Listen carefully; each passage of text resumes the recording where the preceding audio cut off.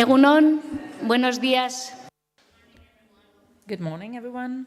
Arrancamos ya nuestra...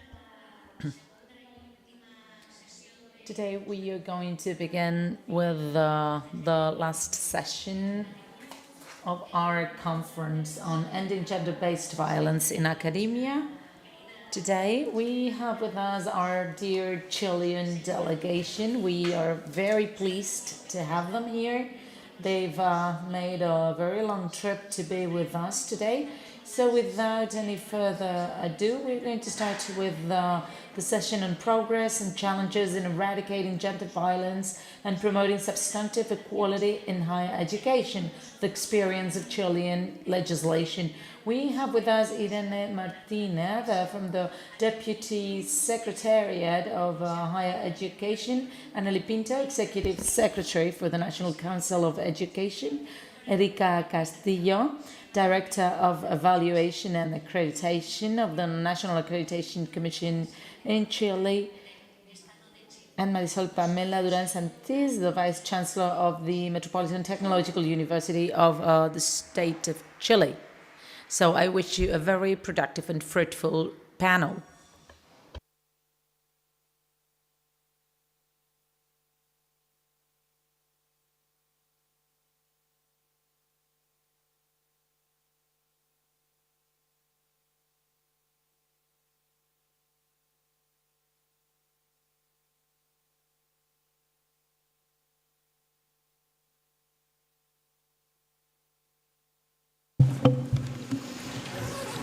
Good morning, everyone. My name is Irene Martinez. I'm the Gender Advisor to the Higher Education Secretary in the Ministry of Education in Chile. Vamos a estar hablando en español en esta mesa. We are going to be speaking in Spanish in this panel, so I apologize. We will try to speak slowly, although we Chileans don't usually speak very slowly, but we'll make an effort to help our translators. We are representing the Chilean delegation. We have here Erika Castillo, Vice President of the National Accreditation Commission in Chile,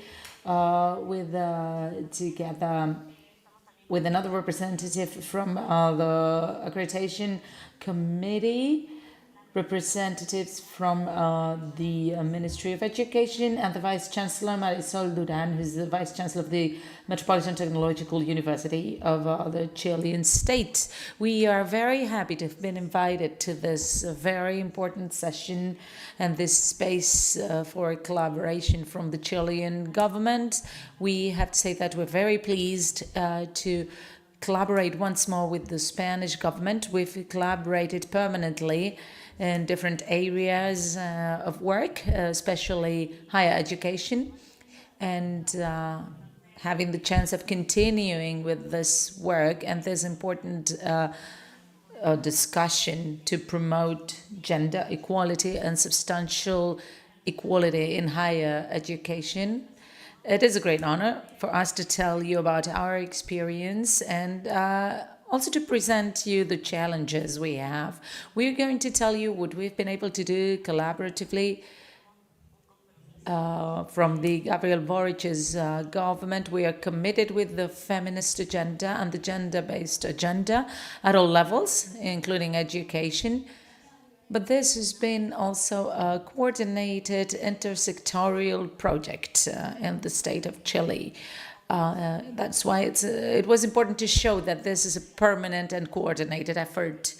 I would like to thank one more time the Ministry for Universities, UNISAFE, of course.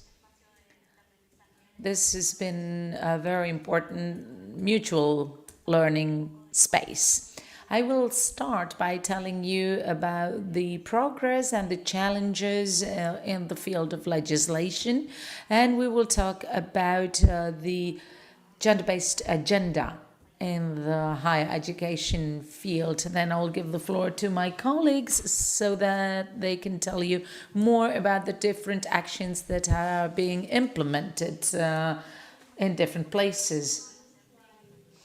I thought it was important to give you some background. The feminist movement in Chile in education has been a sustained movement since 1800 onwards. And recently there have been several mobilizations of students, of which we were part, in order to promote quality and free of charge public education in Chile. In that process of student protests, there was also a gender perspective. And gender-based secretariats were created at universities. The first non-sexist education congress was celebrated, and then the first studies on gender were launched. Actually, it is the school I come from, the School of Law of the University of Chile, is the one that was pioneering all this work. Then it was a joint effort that was also replicated in many other institutions. From there on, protocols were created in different universities. In that building process, we achieved something that is important for us to highlight, which was the Feminist May 2018, a very relevant process that pushed the higher education sector to take charge of gender-based violence, eradication of discrimination and violence in higher education institutions, and that had an important response from the institutions and the state, something I will talk about later on. In particular, I will speak about the application of the Act 21369 that resulted from the Feminist May, which was drafted in coordination with research organizations, student organizations, feminist organizations, etc.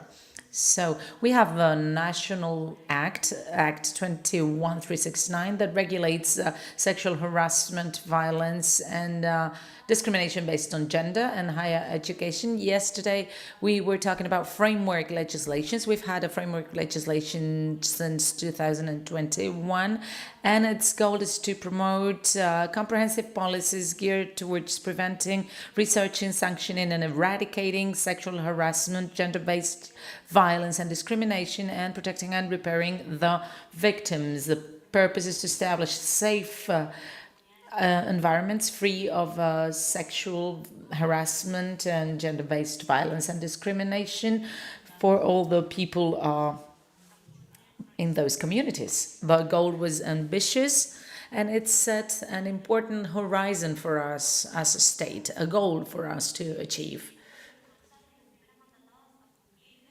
So the first to comply with these regulations are higher education institutions. Then the state monitors and makes sure that the law is observed. The law states that every person has the right to be in spaces free of gender-based violence and discrimination.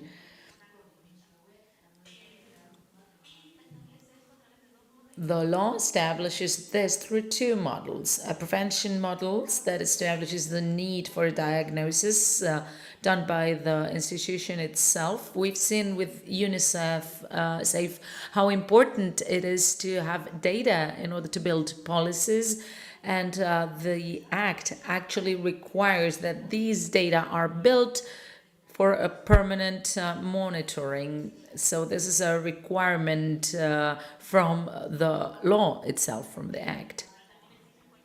But the Act also requires training, awareness raising, changes in study programs, etc. And it also establishes a research sanction protection and repair model that establishes special protocols to tackle this type of violence in higher education institutions. It's important to say that in our system this includes universities, but higher education institutions too, that is vocational, technical institutions. So this law actually involves all the higher education institutions, not just the universities. The people in charge have to have a training on gender. They are to counsel victims from a legal, social, or psychological point of view. So it is a comprehensive accompaniment. And the units in charge of these two models are separate. Not only are they specific to each of the models, but they have to have different scopes of application. So that after some time, the research part doesn't overlap the other part.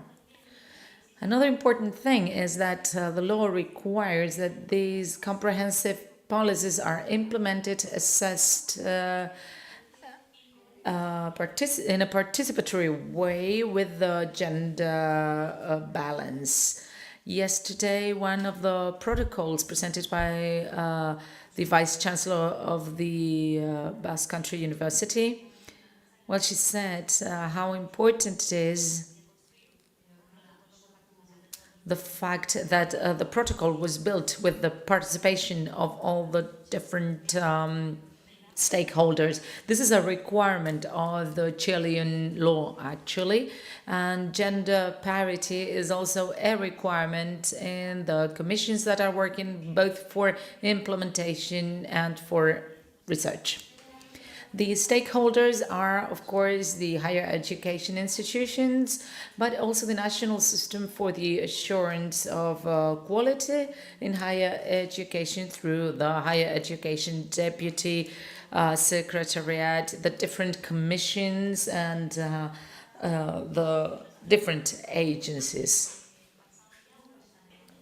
Last year, we launched a technical panel for the implementation of this law, which aims to accompany the institutions, and it incorporates also the participation of other ministries such as technology, innovation, etc., so that we can see how this law has been implemented and how it can be improved.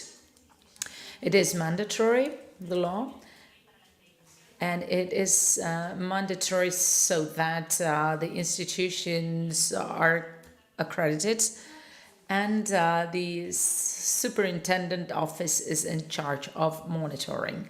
So this law was passed in 2021. As we said, it is enforceable since 2022, and now we are at the stage where everything can be required and the adjustment process has begun. This is all established by the law itself.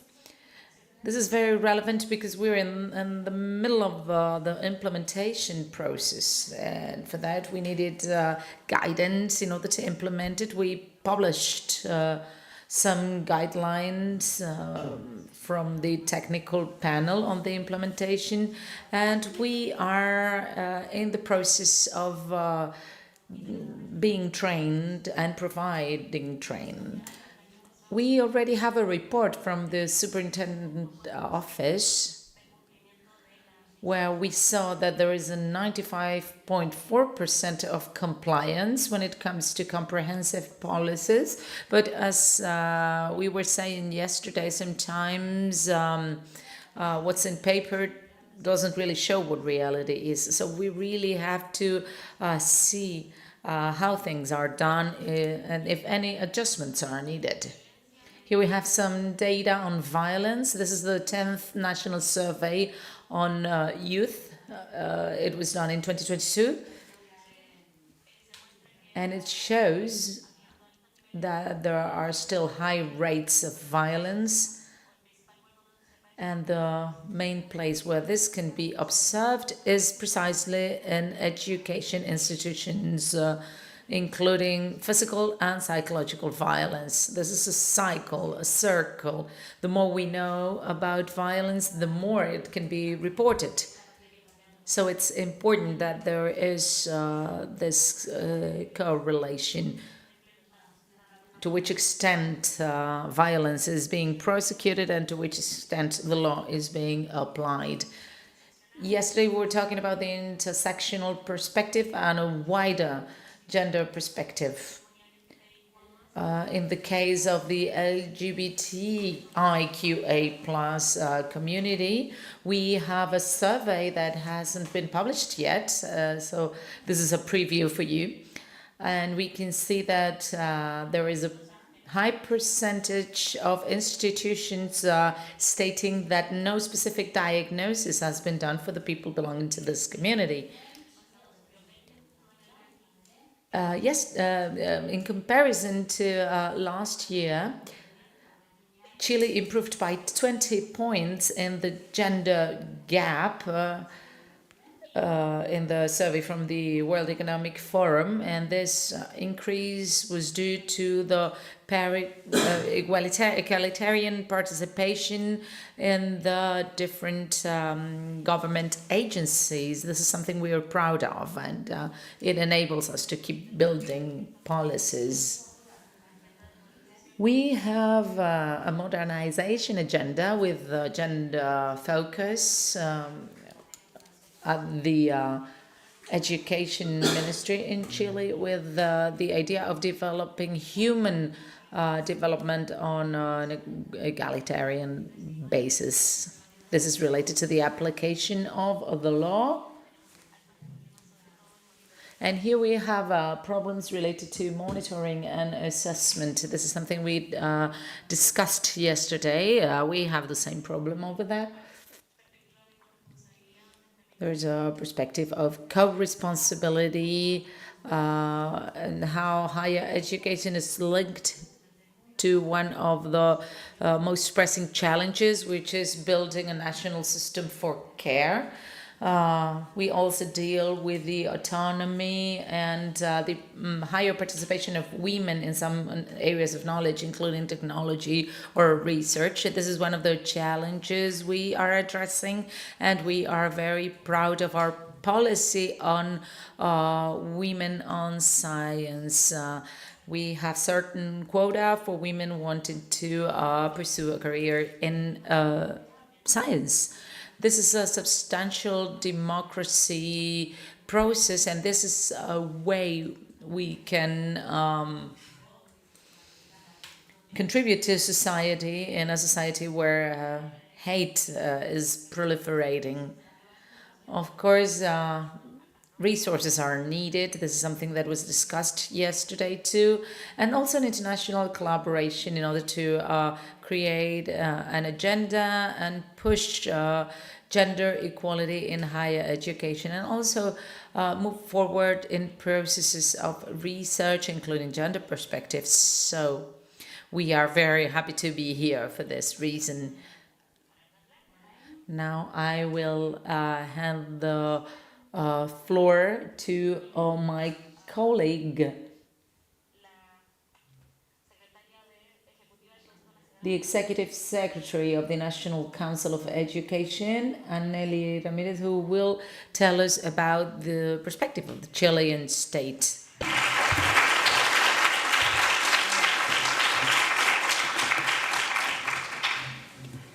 Buenos días. ¿Me sumo? ¿No está funcionando? Sí. Buenos días, ahora sí. Me sumo a los agradecimientos. So, good morning.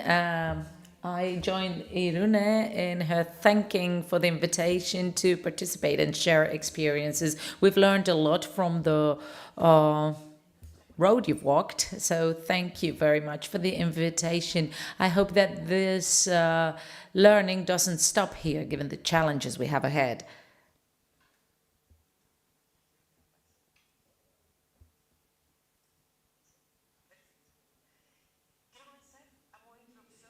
I would like to briefly introduce the National Council of Education. which is a state body. It is independent and it has its own legal personality. It is related to the President of the Republic through the Ministry of Education. It is part of the quality assurance system for secondary education, but also for higher education. It is the only public body, in addition to the Ministry of Education, which has powers on all educational levels. It is made up of a board with 10 board members with different appointment mechanisms. They are in office for 6 years, and the council is renewed every 3 years. There is also a technical secretariat, which is the entity responsible for carrying out the activities and tasks that the council mandates for the fulfillment of our mission. When it comes to our institutional alignments, I would like to highlight that this was the result of a process of reflection that took place in 2018. At that time, there were discussions on the higher education law, and the council expressed something that had been discussed for a long time, which was positioning students at the core of the system.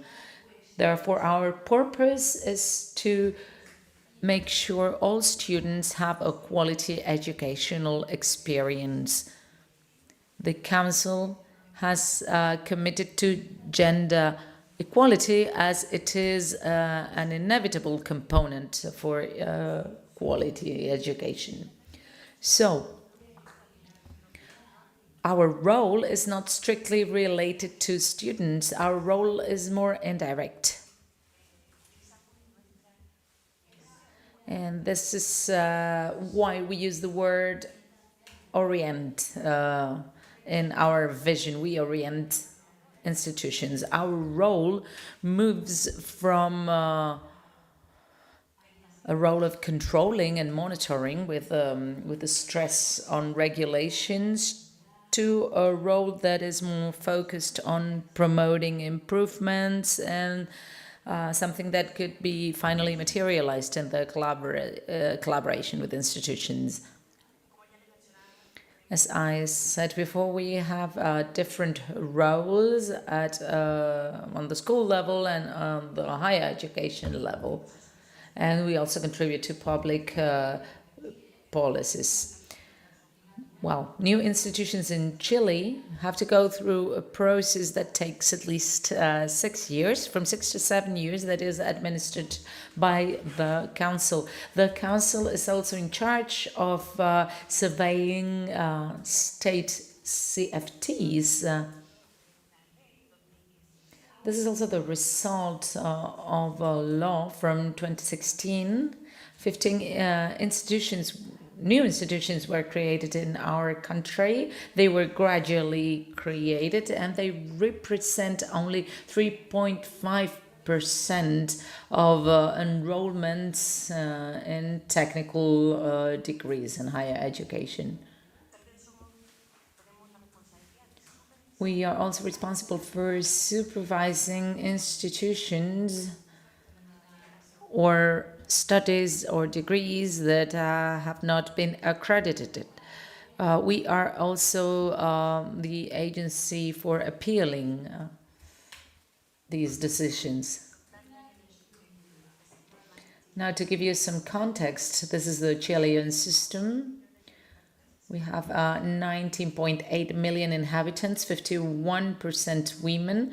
In higher education, we have 1.3 million students, and women are present in 54%. We have good news and bad news here.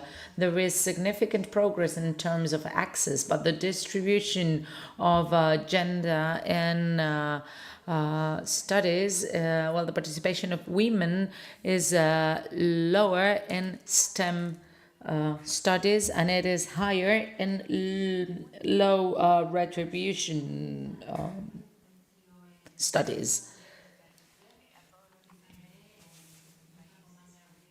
Well, this is about the commitment of the Council with the country's development. The education is a fundamental pillar for social transformations, and in that context of social transformation, we reached September 2021 with the Act 21369. As Irune was saying, there was a feminist march that acted as a catalyzer, no doubt, but the success of this type of initiatives is that these are state-level policies. These are state-level decisions that go beyond a particular government.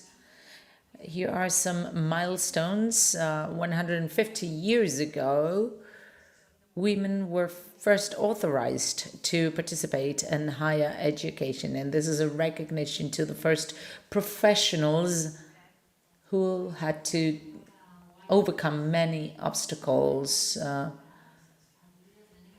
For example, the first woman engineer graduated 40 years after the authorization was passed. We have these wonderful professional women, but they weren't allowed to vote, for example, because they weren't allowed to vote in local elections. They weren't allowed until 1934 in local elections, and they weren't allowed to vote for the presidential and parliamentary elections until much later. Let's see more recent milestones. In 1989, Chile ratifies the Convention on the Elimination of all forms of discrimination against women. In 1991, the National Service for Women was created. 14 years later, the Ministry for Women and Gender Equality was created. In 1998, the public sector was modernized. And why is this important? Because based on this reform, a program was created to improve gender management. This involved, for example, the reporting of sex divided statistics. So this gives us an idea of how the sector has behaved. 2009, there is a law that safeguards equal rights of remuneration between men and women. Yesterday we were talking about intersectionality, but intersectoriality is also important. There have been several different initiatives that have been applied in all different governments. 2018, feminist protests, and 2019, the sexual harassment offense was first passed, and also feminicide sometime later. How did the National Council of Education address this? In its 33 years of existence, there has been a commitment with gender equality. Licensing is probably one of the oldest functions of the councils. And some years ago, there was an institution that offered studies in shipping professions. The mission was to train seamen, and of course the council had to intervene, and this institution had to change their whole structure to be more exclusive and welcome all kinds of people. The council has this commitment, as we said, which is part of its declaration, but it's also brought to practice. There is no quality education without gender equality. It is imperative to avoid sexist practices, generate equal opportunities between men and women in higher education communities. The Council has also adopted some incremental initiatives, including the program to improve gender management that provides gender-based statistics, but we went even beyond, and all the guidelines and the instruments used for the council include and are done with a gender perspective.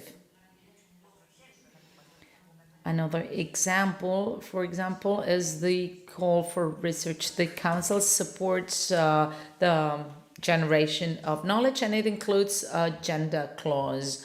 And in 2019, non-sexist education and gender-based equality is a research priority. Then, with the law that we've been talking about, we as technical secretariat accompany institutions and now have the powers to do so. There are some specific initiatives for these institutions that are under the umbrella of the council are small institutions newly created. In 2018, we created a diagnosis on the existence of protocols or regulations to tackle sexual harassment or gender-based violence in higher education institutions. We realized that the existing regulations were related to contracting staff, but it didn't involve students at all. In 2019, we started with the drafting and dissemination of alignments for the inclusion of protocols. As you can see, well, we have protocols, alignments for the inclusion of protocols, improvement of protocols to tackle sexual harassment and gender-based violence and discrimination. You were mentioning yesterday how important these protocols are, and we agree here because we have been accompanying the institutions in the drafting of protocols that at least have an institutional diagnosis, a participatory design, a preventive character that is consistent with organizational values. This is something that is very much valued by this law, which respects the diversity of our system. It doesn't impose a protocol for all institutions, but each institution has to build their own protocols in a participatory way. We accompany institutions with the goal of generating capacities and exchange good practices.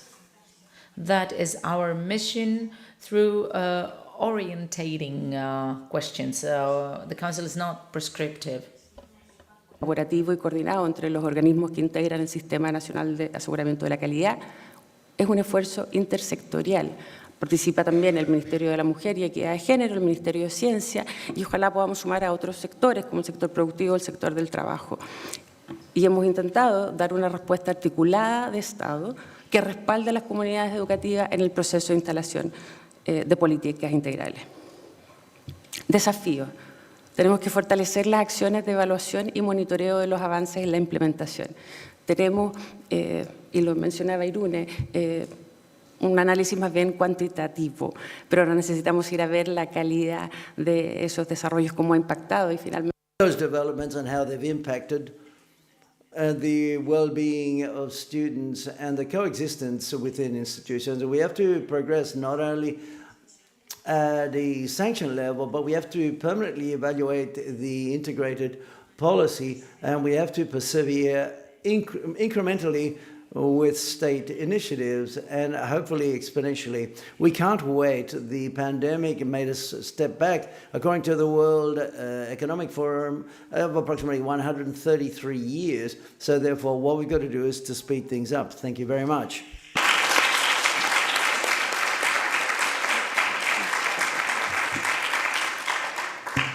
Muchísimas gracias. Thank you very much, Anneli. I'm now going to give the floor to Erika Castillo, Vice President of the National Commission, our Quality Agency, and Sonia Muñoz, who is she belongs to the same commission, which has to do with evaluation and accreditation. Hi, good morning to all of you. I want to thank you for inviting us here as the National Commission for Accreditation to be able to address the different quality processes within the higher educations. Within higher education is our mandate, and it's looked through the implementation of 2169, Law 2169, which is an intersectorial challenge, as has been mentioned. There are different institutions working and accompanying higher education centers to implement this law, which requires a lot of protocols and a lot of alignment. And also from the focus of accreditation, it requires a perspective vis-a-vis quality and the process carried out in the different fields. So therefore, what's the progress and the challenges in gender equity and our experience in the CNA? Well, particularly Law 20.129 establishes the National Quality Assurance System in which the different educations and bodies participate. But on the other hand, conversely, it establishes the National Accreditation Commission, where it defines the obligation that all higher education centers, universities, and technical training centers, as well as professional institutes, have to submit themselves to an accreditation process. And on the other hand, it defines how are compulsory for pre-graduate degrees, for example, in teaching medicine and in dentistry, as well as programs, doctorate, PhD programs, which is a compulsory accreditation. So therefore, our mission as the National Commission for Accreditation changes its focus slightly, where it's not only to evaluate and accredit, but what it does is establish a fundamental role in the promotion of quality within or inside the institution. And we can see that from that perspective, where the work that the National Commission for Accreditation carries out, it's structured via where it's set up by a commission, as you can see, which is made up by 12 commission members, which is made up by 4 academics, men and women who are university academics, the experience in institutional management, teaching, pre-graduate teaching, or postgraduate training for teachers or professionals with experience in technical or professional institutes, a teacher who's recognized in the field of innovation, and an academic, man or woman, which has a trajectory career in research, scientific or technological research, and plus a representation of 2 representatives who are students of accredited institutions. The current setup of the Commission is made up by 42% are women. Within the executive secretary in charge of operational aspects and of all of the processes, 54% of the team who works is made up by women, in which 3 of the managing positions out of 7 are occupied by women. So therefore, we've been able to add more women vis-a-vis into this aspect that has to do with gender equality. In the development of the different processes, these are supported by different departments like the area committees, and also evaluating peers or assessing peers who visit and carry out the process inside each of the institutions. And that, as we set up, for example, the area committees, we've got 63% of the people in the area committees are women, and 47% in the postgraduate area. But the role of the president of committee has more women in the pre-graduate and 39% in the institutional accreditation side of things. In order to develop the process, the accreditation process, we understand that quality is a process which is absolutely dynamic, And our mission is to be able to establish that this quality can be consistent, coherent, and in time, it should be pertinent within the training process. And this quality is the result of a process, and this quality process can can improve, it can be maintained, and it can go backwards. But the work here, the role is played by the institution itself.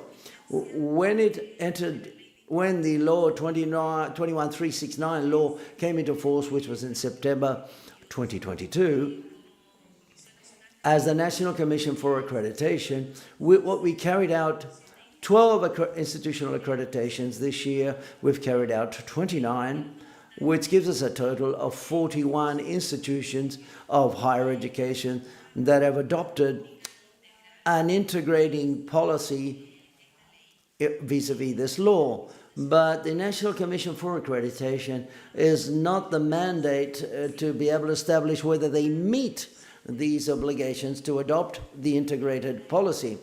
And this mandate is of the superintendents of higher education.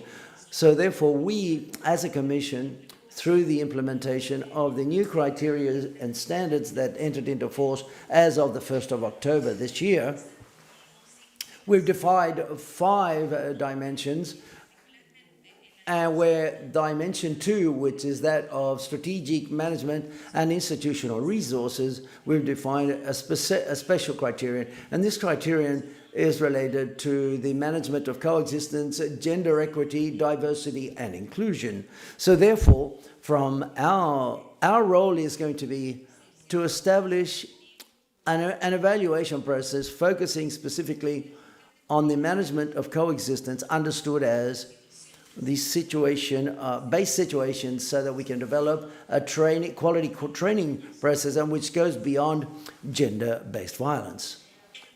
This dimension and this specific criterion, which is in the 7-9 criterion, 7 and 9, coexistence or technical professional or at a university level, establishes 3 levels of achievement to implement it, where level 1 establishes the existence of it, that is, that it's clear. The different policies are defined vis-a-vis procedures, and level 2, which establishes specific actions that are linked to the management of coexistence, diversity, and inclusion, and on the other hand, and level 3, which establishes that we have results that exist, processes that exist that are participative, and they use these results in favor of improving quality in the different processes, in the cross-sectionality of everyone involved vis-a-vis quality. And from this field, for the evaluation and accreditation process of quality in higher education institutions, the most relevant vis-a-vis this criterion is we always look through, it's always done through the institutional project that say, which gives a total autonomy of the institutions for the definition, what we look through vis-a-vis the accreditation and evaluation processes, how the different departments and the focuses are cross-sectional through the educational process, and also how through this criteria we manage to achieve this effective quality culture where we consider coexistence, diversity, gender, and inclusion.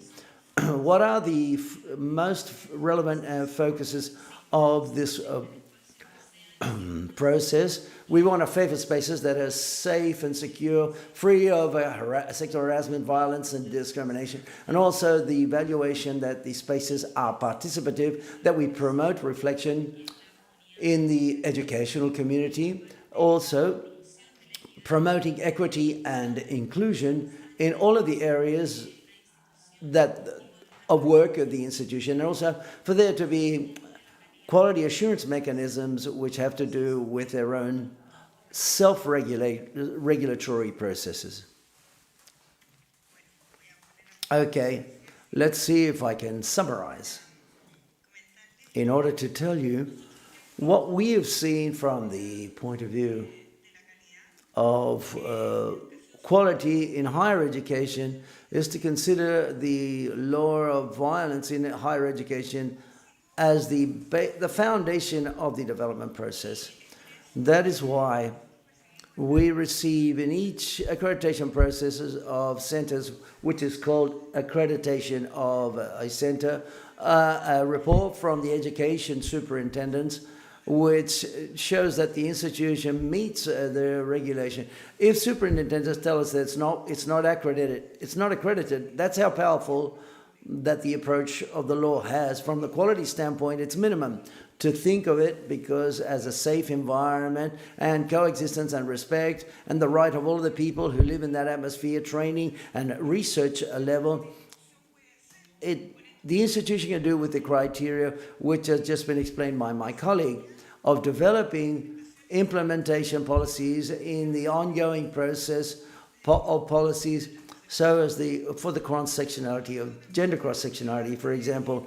But we were talking about questions associated to reinforcing the role of promoting quality and control and quality control, which is an important thing that the law has. And so therefore we've carried out an alignment logic in institutions we have in Chile. We've asked ourselves a series of questions associated to the criteria so that the institution can choose, can answer the questions, so on and so forth, but not to have a specific guideline for the questions. But nevertheless, we have a series of examples or evidence that can be used as a background so that the institution can choose what is the evidence and can demonstrate how they progressed. The limit at a state level and the way it addresses quality and accreditation is that it means that the institution have sufficient maturity or are mature enough to respond to these questions, answer these questions in a collective and participative exercise as the law stipulates. And within our systems, because the universities,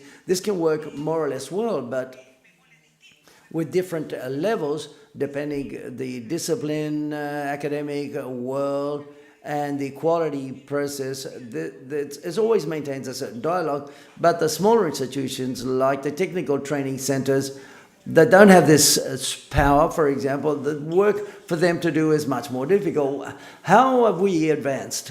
Well, we've advanced because our interrelation as a commission, as Sonia said, in the commission, it's 20 years of experience in accrediting quality in higher education. But this change in the law, what it does is to install a different way of naming all of the group of commissioners, the whole team. And this process is set up by two main elements. One is the presence of regionality and also gender equity, which is something that we try to meet in all of the processes, as I mentioned before. And some of the important actions is, for example, and concerned about how to set up the peers. And here, what we're doing, we're stemming from the making up peers with, for example, with gender equity. And the idea is to look at institution with a gender perspective, and we're talking about cross-sectionality of gender cross-sectionality in the institutions, but who has the power to see what's going on? For example, we work with data and information that Chile has a certain background to have this data, and allows us to see how it's evolved, and that's an important. And how we promote the cloisters, for example, and also and the programs, for example. Another key element is that we work as a network, as an official network agency. We have competency throughout the entire country in Chile, and we are advancing and incorporating gender within certification for the Ibero-American agencies through the CIACES under the SEGIB umbrella. We've advanced, and in next December we will have a conference in Santiago de Chile, and we will show that it's a before and an after of using this seal. Another specific point: we work with institutions within which there are microcultures. We are aware that we are aware that the access of women in education as well as in academic careers is very powerful, but the way there, the path is becoming less and less so, and the problems that we have is the hierarchy levels. There are much less women, many less women, and for example, and obviously I'm not telling you anything new, also to tell you, for example, that at accreditation level, which started in the month of October this year, explicitly conceives inequality issues, which is much more visible, which is integrated accreditation. Integrated accreditation refers that if an institution has one way of addressing quality assurance, that quality assurance, it's possible to see it in any program, in any degree that is offered there, but it also has another element of integration, and the is cross-sectionality, gender cross-sectionality. And I'm going to go even faster if I can. I would like to, we believe in Chile we're better than we were in the past, where we have training, there is much more muscle of the category, of the tradition and the background vis-a-vis gender issues to advance. But it's very important, and this was mentioned yesterday as well, the importance of leaders, men and women, leaders and leaderesses, as she said, and to promote this under a management umbrella so that they can progress. I'm going to finish here because I've run out of time. Thank you very much, Evita and Sonia. Now, I'm going to give the floor to Marisol Durán, Rector of the University, Metropolitan University of the State of Chile, who is going to talk to us about the experience in the sector, in the Chilean sector, vis-a-vis higher education.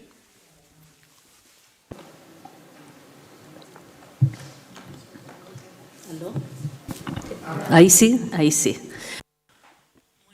Hi, good morning. It's a pleasure to be here in front of this audience and discussing issues that are so relevant, such as gender-based violence in higher education institutions. And it's very significant for me because I do it from this role as the rector of a state university and public university, and plus as a member of the directorate of the Consortium of Universities, state universities. And I would like to highlight and try to be very integrating in all of the presentations that I give, because from the universities, it's been quite recent, all of this new institutionality which has materialized this year, and which is, well, it's becoming clear at a country level, one which the previous speaker talked about from the National Accreditation Commission, and the link and the commitment we've got to have vis-a-vis equality, because for us, gender is quality, from the Commission, National Commission of the National Council for Education, and all of the policies that have been promoted by the Ministry of Education through its institutionality process. Okay, I would like to highlight some of the aspects that you have already listened to that for us has been very relevant. It was a point of inflection in 2018, and we should also say that 2018, when it was the feminist month of May, was the climax of a movement which was being started up in our country, and it was bringing about changes in the field of institutionality in higher education as well as in state universities. 2016, it started from a discussion of creating a law for state universities and for the higher educational system, where we set up the requirements that have been highlighted by Erika of this new institutionality of the National Accreditation Commission. So therefore, this Feminist May, which was highly concentrated and focusing on violence, sexual harassment and sexist education, established an agenda, an immediate agenda and a short-term agenda in the institution of higher education. And that caused Cambios porque no solo en la creación de not only the creation of a new institutionality of the institutions of higher education, but because the country also was installing issues which are so relevant, such as equality and equality within the universities, equality and participation of more women as well in positions and decision-making positions. This was so massive, we had a feminist movement which, it gathers a lot of people, and one which was very well known to us, which managed to bring together more than 2 million people in Santiago de Chile at least. These are recent photos of 2019. All of this and that power brought about the institutionality and the creation of this law which regulates sexual harassment, violence, and discrimination within institution, as is the law 2139, and we're talking about gender issues here, and all of these citizens' support motivated and meant that other women could also undertake the challenge of taking leadership positions and participate in the elections, that women could enter into the option of being elected democratically by their peers, and that is how today we have 5 women who are rectors within the 18 state universities. Yes. Yes, she was too close to the microphone, so thank you. Okay, we got 5 women rectors and 5 rectors of 18 state universities throughout the entire country. So therefore, with these women within the consortium of universities, what we've done is promoted and established all of the policies for equality and work through an equality commission which has been created in our higher education institutions, and in turn the implementation of policies which will enable this situation where there's a woman who's a rector in the institution of higher education. We don't want it just to be a landmark. We hope it can be institutionalized via the regulation of policies, and that we can participate in the positions and in the departments that correspond to us. Also, this has enabled us that we can come together and organize, along with other groups organized by the Ministry of Education, which is the Council of Rectors, an institution of higher education. And in these, we have a participation of women rectors of technical training centers, of professional institutes, and also of universities, be they public as well as private. And with these women, we've set up a policy, and with that policy, what we've done is to advance in sharing good practices so that we can strengthen the system and the leadership that exists within the higher education institutions. Within the Council of Rectors, men and women in the Chilean universities, in this timeline, we show the work that we've carried out since 2016 up to date. Very main landmarks is the creation of Gender Equality Commission, which allows us to design gender equality policies and to address through practical mechanisms in the higher education institutions issues that have to do with gender. And also the law 2139 allows us to set up a calendar or a timeline which is much more specific and allows us to take care not only of the design of the policies, but how are they implemented and made cross-sectional within the higher education institutions. It's important, the 21369 law, 21369, it has to be integrated vis-a-vis gender, but it also has a research and a sanctioning model and units and a strategy which is for communication, which allows communication to be carried out within the institutions. And as of 2022, quite recently, we've worked upon designing these policies and some models which have been highlighted beforehand, and also to take charge of criteria number 7, which was highlighted in the previous presentation of coexistence, gender, and inclusion in higher education institutions, because in our institutions we're going to be assessed or evaluated because of the degree of implementation and cross-sectionality of this criteria number 7 in the institutional accreditation systems. This commission, therefore, has become quite irrelevant. It has been, some specific actions have been defined through the diagnosis. It's set up a structure. These prevention policies, care, sanction and eradication of violence. And we have also indicated and promoted the balanced presence of men and women with a participation which is parity, that's equal in the university governments, in different guilds, and also in the federations within the universities.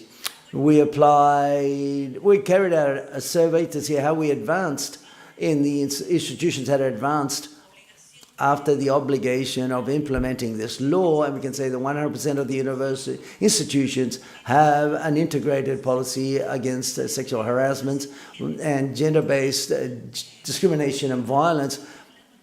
We must highlight the participation and equal participation of all of the departments that make up these universities. So therefore, this for us is a great achievement, that we can have all the universities with a policy that can address and take charge of sexual harassment, violence, and gender-based violence and discrimination. So therefore, within all the mechanisms, monitoring and follow-up and the prevention model we have, 53% of the universities have systems and mechanisms for monitoring and following up the prevention models.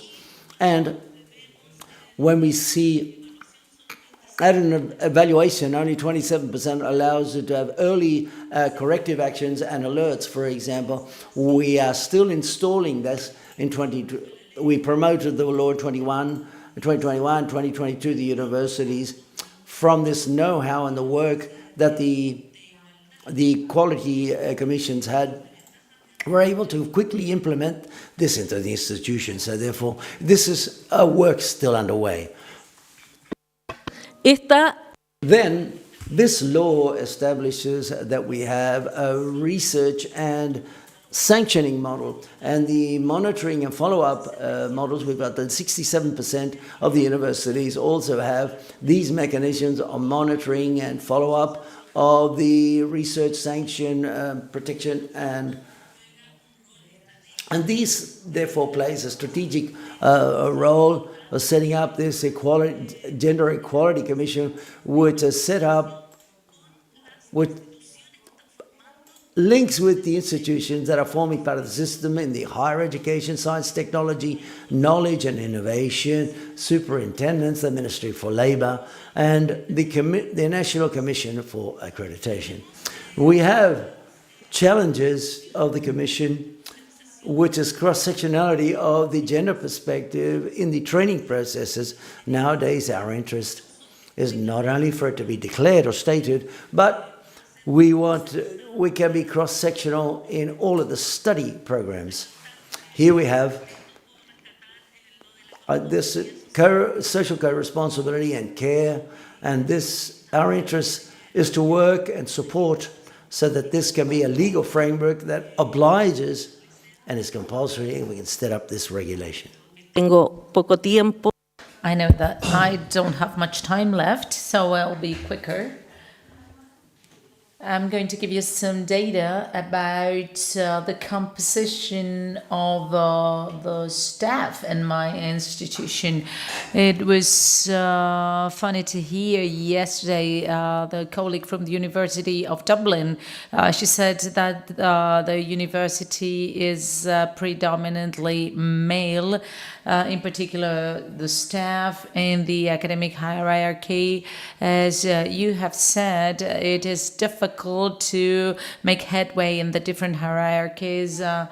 We have a lower participation of women. And when it comes to students, 16% of the registrations account to women registered in STEM programs. some of the challenges and the work we want to foster based on the program that we've generated about gender and equality in the institution. Well, until today, we don't have an institutional policy in which sexual harassment, violence, and discrimination is included, because we believe that gender-based policy has to take charge of inequality so that women can actually progress in their academic careers. We have also committed to establishing a parity government.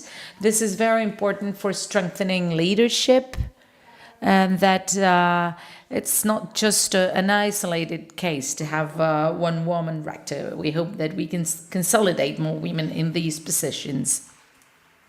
Muchas gracias, Rector. Thank you very much, Rector. I think we still have some time for questions. I'm not sure. We have about 10 minutes for questions. So please raise your hands if you have any questions for the panel members.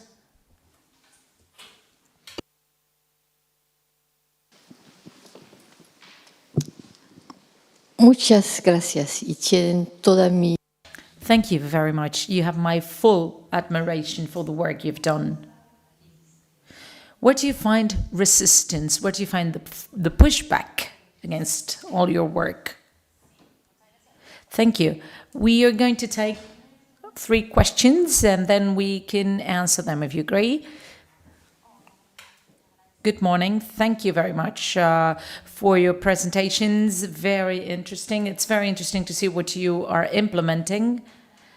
We in Argentina have a challenge about the more diverse gender when we go beyond binary population, trans or travestite population. You were talking about quotas at some point, and I would like to ask you about the tools and strategies that you have in place in order to guarantee the presence of other genders so that we go beyond equality and are more inclusive.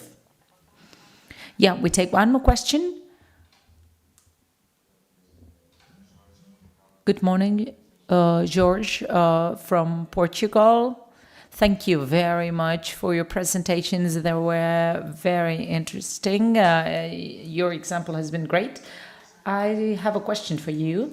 Can you elaborate on the participation of students in the assessment process and also the development of national university policies and protocols and also how they are implemented? Thank you.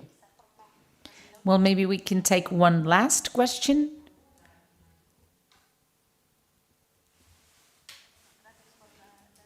Thank you very much for the presentations.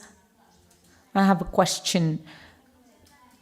Do you include mediation in your protocols as a solution to solve violence situations? It is forbidden in Spain. I think it is different in the different European countries, and I would like to know what the situation in Chile is. Well, the questions on resistance, I think it's better if the other colleagues answer them. But first of all, when it comes to the inclusion of non-binary people, trans and travestites, for the first time this year we started to register the non-binary category. Now we have data for the first time. In the past we used to have some data, but we didn't have an official record. Now there is an official non-binary category, so we have data. We have 2 non-binary registered students. We still don't have data for the academia at large, although we do have data on the LGBTIQ+, although there is not always a specific diagnosis. And this is actually one of the challenges in the application of the law, because it includes gender gender-based violence in its broadest sense, but we still have a lot of work to do there. And when it comes to quota, last year we launched a pilot project which was on women's sciences, and it is about including quotas for STEM studies, for women in STEM studies. There are more than 2,300 places that are going to be open very soon. So we will see if this leads to a change in balance. And thanks to that, we will see if we can implement all the policies in order to improve equality. We need to have critical mass, as we have important gaps when it comes to women in science and women researchers. And then when it comes to the participation of students, the law requires a balanced participation of all three stakeholders. Now, in the universities with more student organizations, there's a higher student involvement. In other more local universities where student participation is more difficult because of their composition, etc., it has been challenging for the institutions to push students and get them involved. This has been interesting because in institutions with larger organizations, the participation has been higher, whereas in others, universities themselves had to basically seek students to get them involved. This is very interesting to analyze, and all the policies have been created, but now we have to see how this translates into real practice and real participation. Finally, when it comes to mediation in protocols, it's a very interesting topic, because last year the Superintendent Office established the possibility of having a mediation, but this year mediation is going to be banned, as it is banned by international standards. This is a discussion that we had at the technical panel for the implementation of the law, but there will be forms of a remedial justice and restorative justice. This is only in a beginning phase. Actually, it hasn't been published yet. And this is all for me. I'm going to give the floor to Erika, Sonia. Thank you for the question on resistance, because when I was talking about microcultures, that's what I wanted to convey, actually, although I didn't have time. In institutional cultures, we still have this doubt and this tension about participation and parity in the composition of certain stakeholders. There is this belief that it is all about merit, etc. This is a permanent discussion. It is something that we have to deal with every day, and it has different phases. Today, we know that in accreditation processes for institutions give us a gender-based policy that goes well beyond the requirements of the law.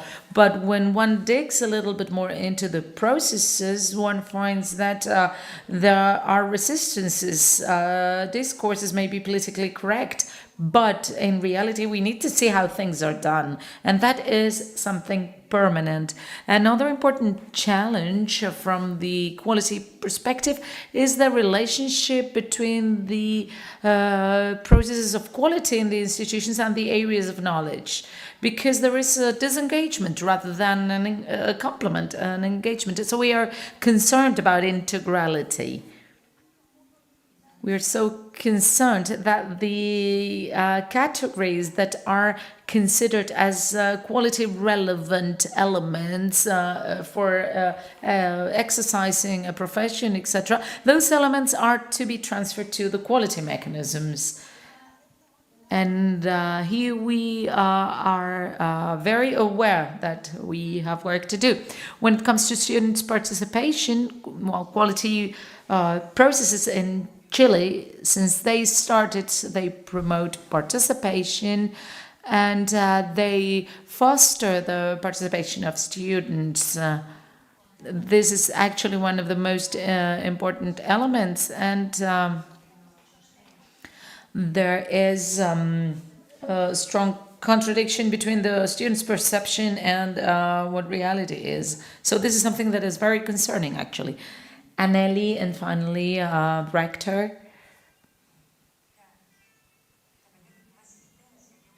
The greatest resistance that we've faced in small, newly created institutions is the lack of resources for implementing this policy. Not just financial resources, but also time resources. Some institutions have just been installed. They haven't drawn up their academic teams yet. Some of these institutions have started their academic activities in 2022, but they have to comply with this legal requirement because there is not an explicit distinction between the different stages of development. But this, it's not just relevant for our law, but for the quality assurance law in general. That's why our challenge is to see how we can adjust things. This is not about sacrificing quality because quality starts on day one, but how can we assess in context what we have achieved and what we need to achieve yet. This is also observed as an opportunity by these new institutions that they start with a brand new quality culture with the inevitable component of gender equality. It is a challenge, but the main restriction is, as usual, the lack of resources. And student participation is very much consolidated in the quality assurance systems, etc. It is very relevant that these meetings between peers and students take place. Rector?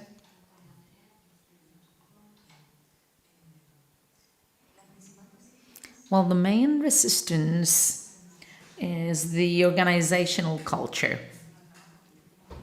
I think the work to be done with students, teaching staff and non-teaching staff has obliged us to establish work strategies that can establish a construct to make things flow continuously.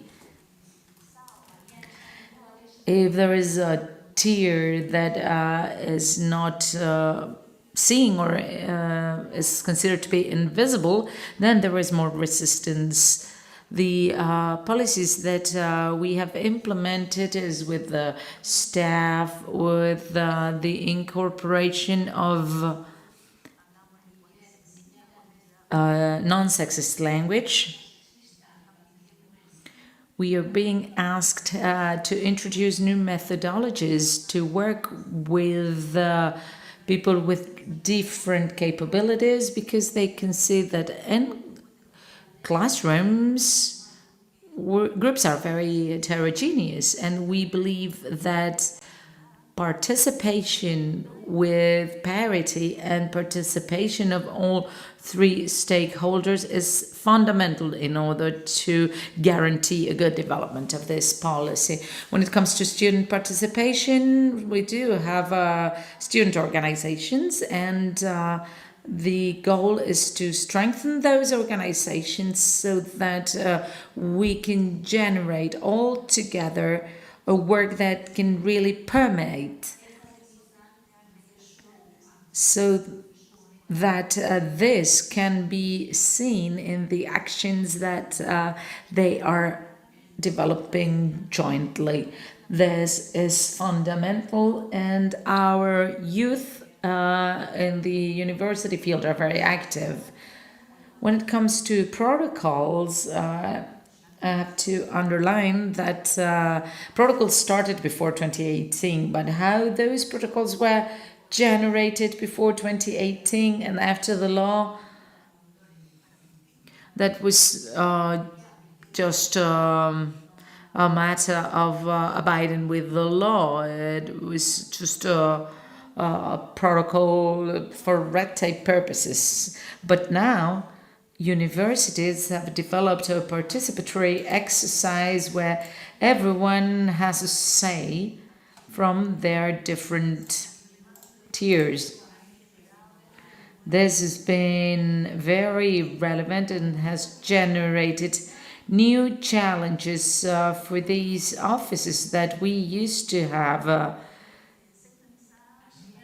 in institutions that were more focused on HR.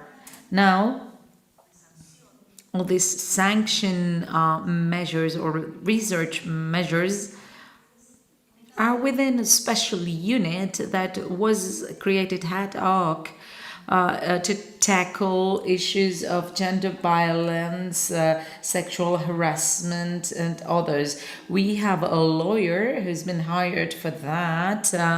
There is also a psychosocial expert that assesses if the situation is progressing properly. But each institution has their own reporting and accompaniment units. Since 2018,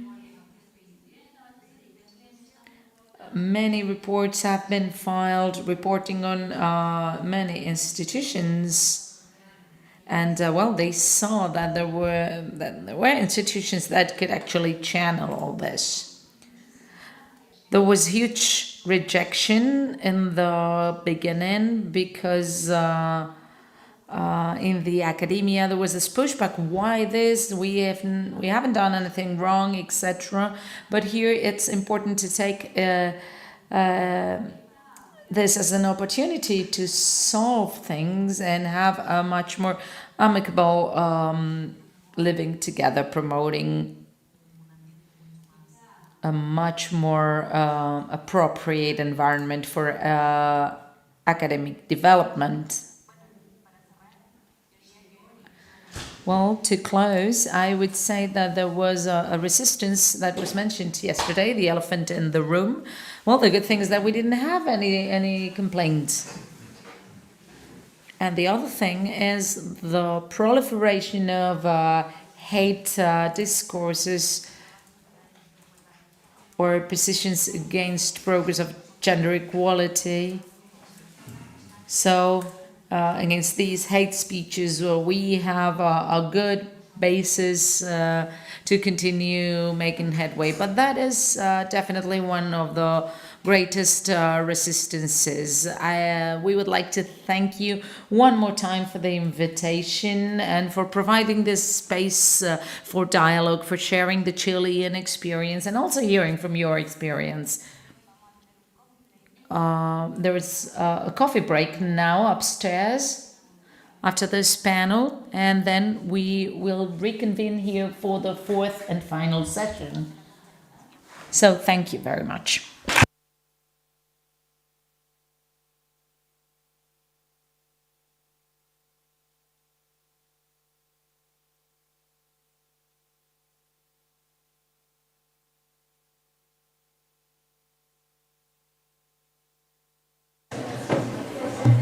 Como vamos un poco retrasados, el siguiente panel empezará a las 12:30.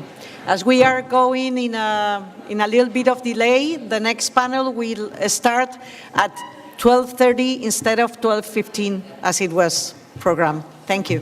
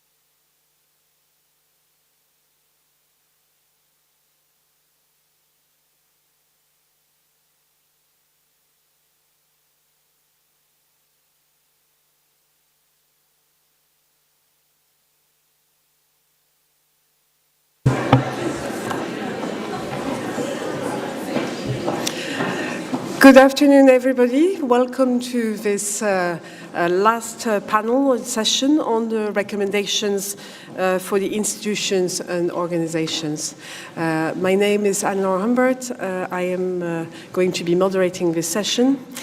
It's a session that is going to be organized into two stages. We are going to start by having three presenters giving us insights into elements of the call for action, the recommendations of the UNISAFE project in relation to institutions and organizations, and finally an introduction to the UNISAFE toolkit. And afterwards, I will invite some panelists just to come on stage for a conversation about the implementation of the work that has been done in UNISAFE and its usefulness and applications for institutions. So without further ado, I think it's just like we're going to start with a presentation by my colleague Marcela Linkova. Unfortunately, Marcela could not join us in person today, so she's just going to be doing the presentation online. Marcela Linkova is a researcher at the Institute of Sociology of the Czech Academy of Science. And there she directs the Center for Gender and Science. And in this presentation, she's going to be talking to us about elements of the call for action in relation to the UNISAFE project. So do we have Marcela on screen?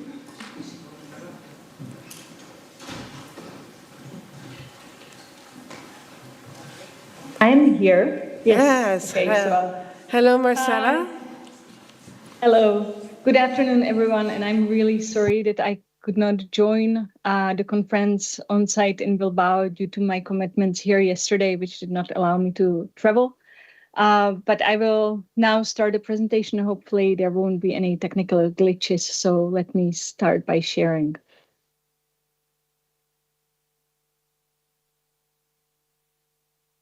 You should now be seeing my presentation in the presentation mode. I hope it's all right. So I will start by saying that it really was not until 2020 that the issue of gender-based violence was recognized on the policy level in the European research area.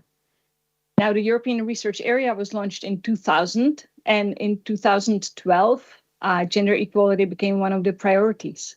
So it just shows us how difficult this topic is and how little attention was actually dedicated to it. In 2020, the then Standing Working Group on Gender in Research and Innovation conducted the first ever mapping on which then UNISAFE continued of what is in fact in place in the EU and delivered recommendations. Now, the first recommendation was to acknowledge that gender-based violence in research in higher education is an unacceptable problem. And again, this is very alarming because we need to continue, not only the policymakers, but also institutional leadership, that this is in fact a serious issue. The document indicated that this is a prevalent issue, that it has destructive consequences, and hence the need to attend to it. This was taken up with the Ljubljana Declaration in 2021, which again recognized the issue as a serious one and under-recognized, and stated that we lack policies, legislation and regulations, responsible authorities, gender-based violence or sexual harassment experts, protocols and reporting procedures, and prevalence data. So essentially, the Ljubljana Declaration identifies all the grievances in the system that we know of and that the UNISAFE research has later identified, which we have and you have definitely heard about from the preceding presentations. Now, the situation in the EU across the national authorities is hugely variable. And we can see the whole span from robust policies in place to authorities and institutions that do not do anything, that do not have anything in place. We also see that the policies that are most comprehensive are those that are specifically dedicated to gender-based violence in higher education, which is France, Ireland, and Spain. In the newer member states, the policies that exist generally only very briefly mention the issue, but do not address it in a comprehensive manner. And they tend to focus on prevention, provision of services, and mandating that policies exist at an institutional level. And what we also found, which was very alarming, is that research funding organizations do not have anything in place in the EU, which is something that where we are working on now. But this is in stark contrast to where the National Science Foundation, for example, is. So this gets us to where we are today in the European research area with the ERA Action 5.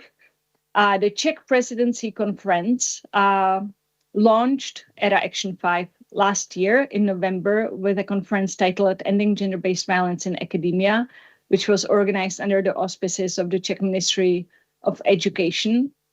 And one of the outcomes of this conference was a call for action, which was prepared and drafted with a group of experts, including those involved in UNISAFE, and was presented to member states for adoption. And we were extremely happy that Spain was the first to endorse the document, in fact, 2 ministries.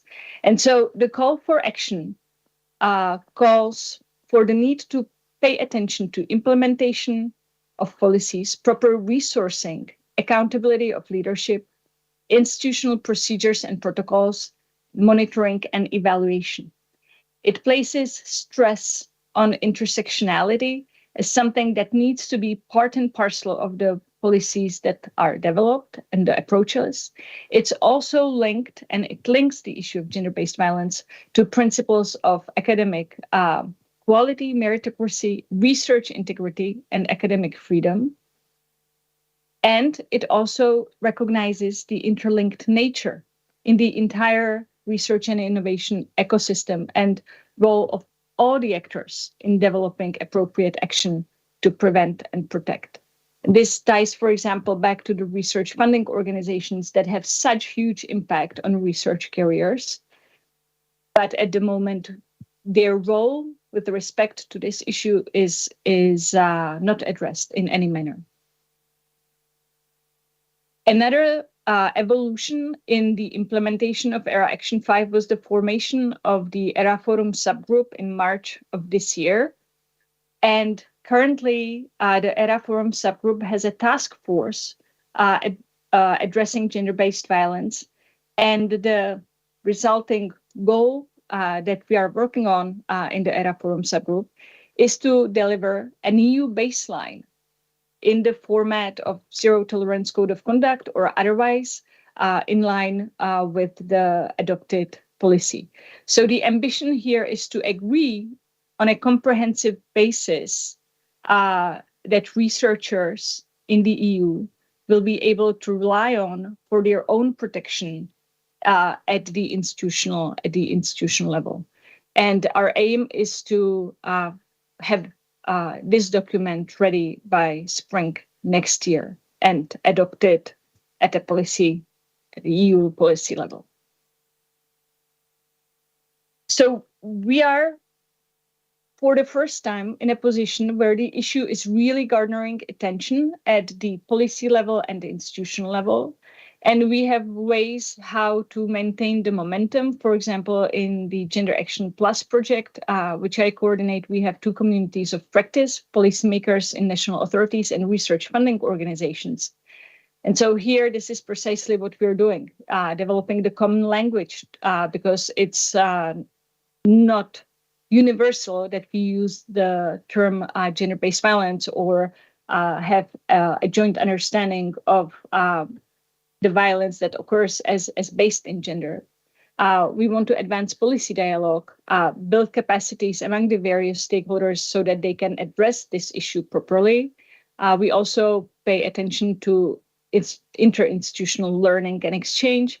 And then, of course, we want to continue delivering policy advice based on the scientific findings that primarily UNISAFE is delivering.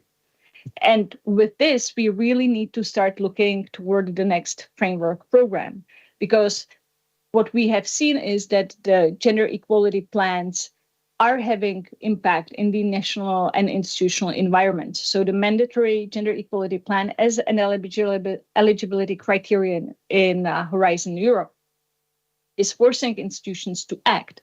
And yes, we can be very critical of the implementation. Sometimes the actions remain largely on paper, or it may be extremely slow and uptake is slow. Support within the institution is slow, yes, but it is forcing the institutions to act nonetheless. And so the goal should be to move from gender-based violence being one of the facultative, non-obligatory thematic areas to policies and protocols being an eligibility requirement for institutions that want funding from the next framework program. And so what needs to happen so that this materializes?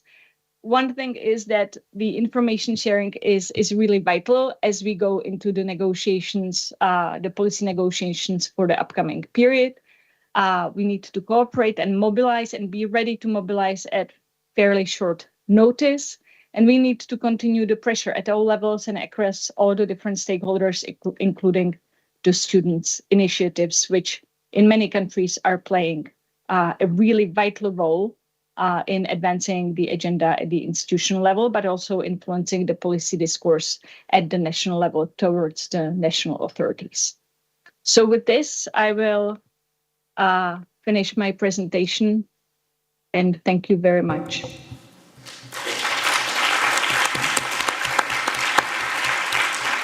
Thank you, Marcela. Thank you very much. So next, I would like to invite on stage my colleague Frederick Bondestam. Frederick is an associate professor in sociology and director of the Swedish Secretariat for Gender Research, and this is based at the University of Gothenburg in Sweden, and he's just going to talk to us about the recommendations to RPOs in relation to UNISAFE. Frederick? Gracias, Anne, and hola a todos. Hello. Nice to meet you, and first of all, my sincere thanks to the Spanish Presidency for actually holding the conference, and also to the University of the Basque Country for hosting all of us here today. I think it's a great opportunity, and then, of course, to all the organizers, what a great effort to produce this conference. And all participants, thank you for being engaged in eradicating gender-based violence. And I'd like to start to say thank you, Marcela Linkova, for clearly pinpointing the future need for progress in terms of policy development, in terms of gender-based violence in the European research area. This is an ongoing, so important work that we all need to take part in. But still, I would claim it's research, higher research education institutions who are solely responsible for addressing gender-based violence, both in their role as employers and as providers of education. Because we know from our UNISAFE policy mapping, as well as from other EU Horizon 2020 projects and other reports, that there are really few examples, if any, of research institutions actually decreasing the prevalence of gender-based violence in their institutions. We are progressing in the policy agenda, but we know that we're not progressing on the institutional level. Instead, we are facing challenges concerning the lack of institutional frameworks for eradicating gender-based violence, a lack of necessary resources, of budgets, of experts, of engagement, of strategies, of measures, a lack of almost everything. And there is really a continuing lack of awareness, of understanding the vast consequences of not addressing violations and abuse for individuals, for institutions, and also for the quality in research and education. Now, this is the reason why we find it so important to produce hands-on UNISAFE recommendations for different stakeholders to use. Today, I will try to give a short introduction to the logic and important parts of the UNISAFE recommendations for research-performing organizations. And I think you already know they are part of a whole set of recommendations that we have produced for different stakeholders, which together with a range of different tools that Alain will present shortly, hopefully can contribute to change in our institutions. And you can all find them on the UNISAFE web, of course. And I think you've realized I'm not using a PowerPoint. I'm speaking up for yet another 8 minutes. So please stay with me and listen carefully. The recommendations for research-performing organizations, I mean, they emanate from our extensive research efforts within the UNISAFE project, from all the policy analysis we've done, from the prevalence survey, from the interviews, from the case studies. We have produced these really important messages to all the institutions to be used. And we think an important background as well is the high-level expertise and competences that we possess within the UNISAFE consortium. This is a collaborative effort making possible these recommendations, which are to the point, they are usable, they're effective, and hopefully they will end gender-based violence. Now, a main part of our recommendations for the research-performing organizations, above the different specific measures for each and every one of the 7 Ps, is arguing for the need for an institutional framework. I think we are claiming the need to set a solid standard, which would be, I think, favorable to use as a standard also for the upcoming, hopefully upcoming, mandatory requirement of JEPs. An institutional framework, in short, is a set of mechanisms needed in an institution in order to make it possible to implement strategies and measures for ending gender-based violence. And the different parts making up this institutional framework, I will say something short about them. The first part is definitely to set some overall code of conduct, which will have to include clear definitions on gender-based violence, including all forms of violence, also using an intersectional perspective. And I think pinpointing the unwanted behavior in the code of conduct is really important, preferably also declaring sanctions to be used against perpetrators. Then again, an institutional framework will have to use a survivor-centered approach. And that means all policies and measures addressing gender-based violence should be consistently survivor-centered and trauma-informed in their design, the implementation, and evaluation. And taking the survivor experiences as the point of departure is so important as to really ensure effective measures for repatriation in all aspects of our work. Now, further on, an institutional framework must always ensure knowledge and expertise on gender-based violence and make sure it's embedded in the design and implementation and evaluation of measures and policies. I mean, this might seem self-evident, but we know from several institutions this is not the case. So, when implementing policies or taking steps for collecting data on prevalence or giving training sessions, it's of utmost importance to invest heavily in the expertise emanating from research-based knowledge on power, on violence, on intersectionality. I would say actually using and fully understand the urgent need to invest in different feminist strands of knowledge, actually acknowledging feminist epistemologies as core perspectives for changing our academic cultures. And this is also true for the urgent need for different strands of feminist and also anti-racist activism as a vital part of cultural change in our institutions. So this is actually the urgent need for using expertise. And then finally, an institutional framework will have to focus on a strong commitment with enduring leadership commitment ending gender-based violence throughout an institution. We also have to create, of course, long-term sustained structures for collecting data, but also continuously communicate information and knowledge and results from different strands of studies and experience and knowledge made to all staff and students. So, as I think you can imagine, the institutional framework needed is really a lot. And it's obvious it's going to be difficult to build momentum for it within a specific institution, also depending on the level of development in different national contexts. I think this is indeed what Beatrice was discussing yesterday on the facilitating and hindering factors for implementation as they differ. And we also know that setting up an institutional framework of this kind will face different forms of resistances, as we just heard in the last panel. And it will cost a lot of funding and resources. But as I know, and I think I know, you all understand, the enormous costs of ongoing gender-based violence to individuals and to institutions is of course far-reaching compared to the costs needed for an institutional framework as described here. I think this is a really important strategic argument that we need to use within institutions. Yeah, so many ideas in our recommendations. Let me also add that I think as I think Claudia put to the floor yesterday in her panel, we need to be aware of that implementing an institutional framework will also imply a challenge for institutional culture as such. And this is due to the problem we have, that the huge and often not recognized problem of gender-based violence is not addressed within institutions. It's not an awareness in place at the moment. So this is really a challenge, I think, for the future. And I think a majority of managers and staff and students in many institutions are still unaware of the problem. So, apart from the institutional framework, we have a lot of specific recommendations on the 7 Ps.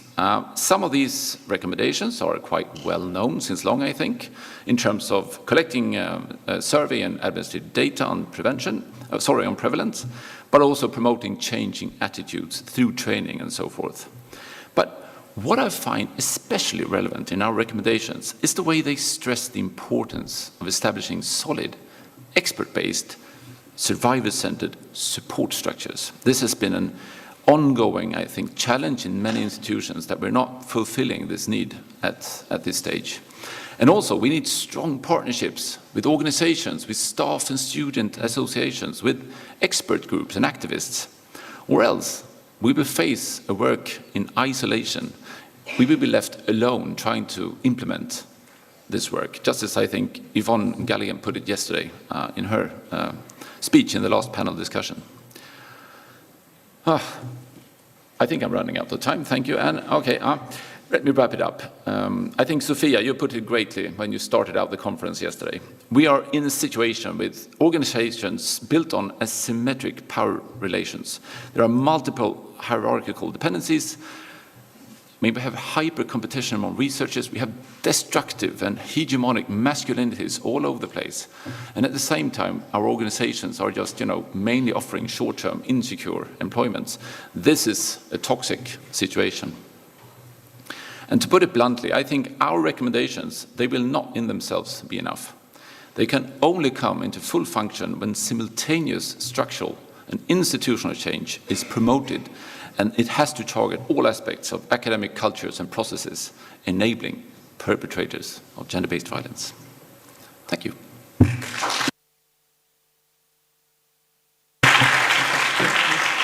Thank you. Great timing as well.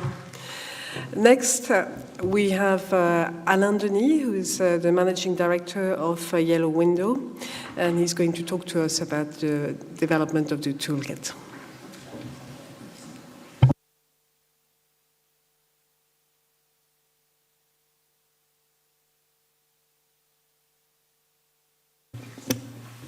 Now it will work. Hello everybody from my side as well. I'm here with a more down-to-earth presentation, which is a toolkit, which is an important output of the UNISAFE project, and a necessary building block to make the policy change and the cultural change possible, because it brings the tools to the institutions to help them implement the policy. And placing this into perspective, UNISAFE is a RIA in Horizon 2020, which is a research and innovation project. So it's a project that is meant to stimulate innovation and to build new knowledge, which it did. So one of the main, and probably the main output and objective of UNISAFE was to produce new knowledge on gender-based violence, which it did, and you heard these different presentations yesterday. But the originality of the project is that it also tries to make the link between this new knowledge and operationalization, and to help different stakeholders to really work with these results. And Frederick was presenting us the outputs which are linked to recommendations, and UNISAFE produced recommendations for diverse target groups, including student associations or trade unions. So we went quite large. But with the toolkit, which is what I will present, we concentrate and we look particularly at research performing organizations. So this is how the toolkit looks like. It is a website, it's a dedicated website. It's in a way comparable to the GEAR tool, which covers the JEPs in general, but, oh, it's not moving, okay, sorry. So this is how it looks like. So it has a number of tiles and a number of ways to navigate. So there is a common basis and information that is available, but which as a user you can enter through different ways. The target audience are the research performing organizations, which means the people inside higher education organizations and research centers who are in charge of developing or implementing a gender-based violence policy. This can have different functions, but it's really a toolkit that has been developed for these people. And the aim is to provide the tools to make it possible. And we all know that the situation in different countries is different because legislation is different, because employment contracts are different. So, of course, we work at the European level, so it's in a way a common denominator that is being presented there. We do it through different elements, and the main element is this first guide to implementation, which is based on the 7 Ps. Sophia introduced yesterday briefly the 7 Ps, and the idea to work with 7 Ps is to have holistic solutions and holistic policies. What we noticed in the research part of UNISAFE is that holistic perspectives and covering the 7 Ps is the exception. And in our toolkit, we tried by covering the 7 Ps to allow to have this full coverage. So this guide to implementation is based on the 7 Ps, but the second most important building block of the toolkit is guidelines on where to start. This is, let's say, for the newcomers on how to start implementing a policy. Based on these 2 basic elements, which I will introduce more in depth, there are a number of supporting elements. The 7P framework is also theorized, so this is also available, so that the theory behind that is available. And you see there are facts and figures, there are legal and policy frameworks, there are inspiring practices which you can find through different ways using the toolkit. Implementing the 7 Ps in practice is the core, because that gives you access to the 7 Ps, and for each of the Ps there is a description of a number of elements in a standardized way, so that you can discover what is meant with this P and how it can be implemented in practice. It gives inspiring practice on the basis of the P, covering that specific P, and it will systematically also introduce how to integrate an intersectional lens in the application and use of that P. I cannot present all that to you. You have to discover it by yourself, by navigating and reading through the different documents. So, and you see here the basic elements on how to do and how it works and how you can navigate the toolkit in this more general part. As I said, there is also a presentation of the 7P theory, which is also has been the basis of a scientific publication on this concept of 7Ps, which, as we are researchers and scholars, is important because it gives us a, how should I say, a theoretical background for the work and the justification for the practical way that we approach the phenomenon and the development of policies. The second important guide that is at the core of the toolkit is this action plan for setting a comprehensive policy framework. So here we take a more process approach. When you look at the 7P, you enter by P.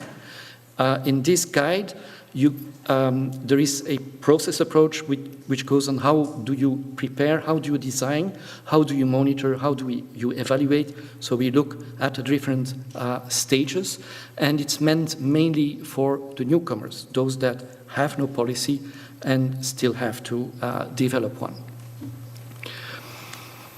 Important as well are resources that are made available.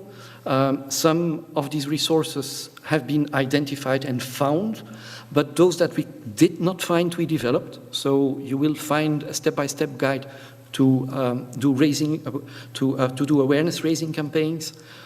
Also guidelines for developing a protocol, which you will find also when you go through prosecution, because it's a protocol also based on so it's in a way like a generic protocol and recommendations how to build your own protocol whenever you are you get a complaint, and how do you get on with that. And of course also resources that are available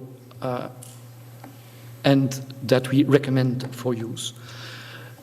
Linked to these resources, and part of these resources are capacity building material. So as part of UNISAFE, we developed some trainings. These trainings were tested and piloted, and the material is available on as part of the toolkit.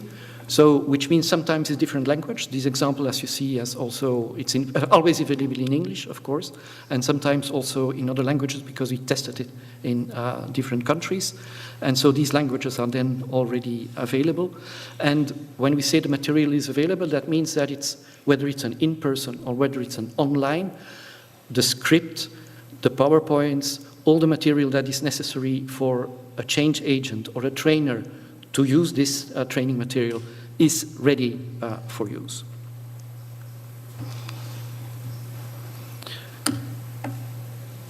Important to say is that this toolkit will never be finished. So at the end of September, after officially 9 months of work on the toolkit, it was released and it is available on the website.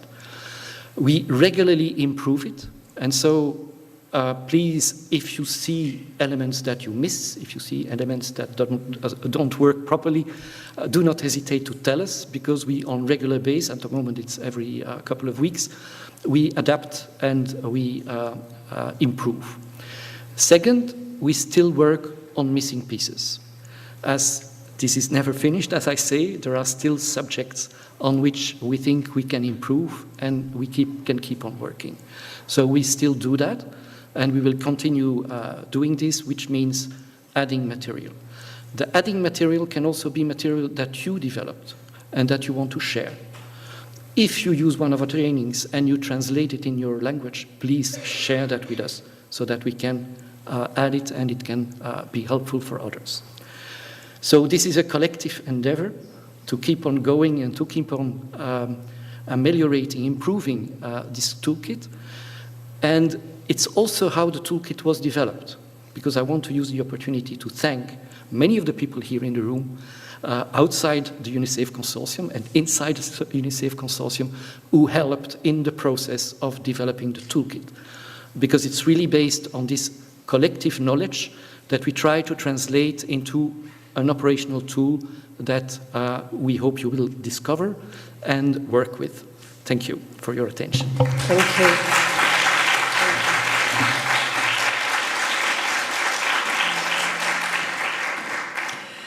Before we move to the second part of Antes de pasar a la segunda parte de la sesión, hemos pensado que a lo mejor nos viene bien hacer algunas preguntas ahora que estén relacionadas con las presentaciones que acabamos de escuchar.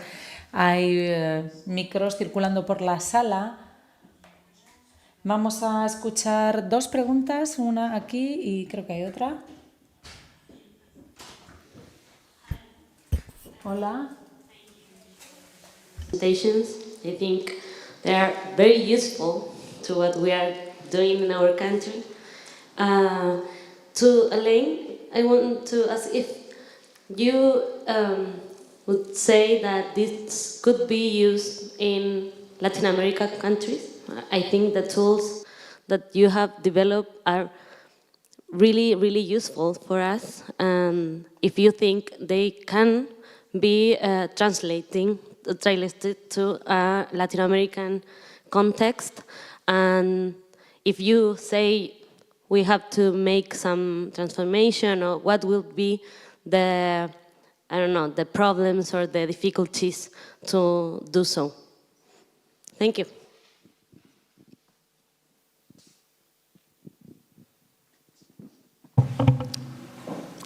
I think there's a question at the back over there.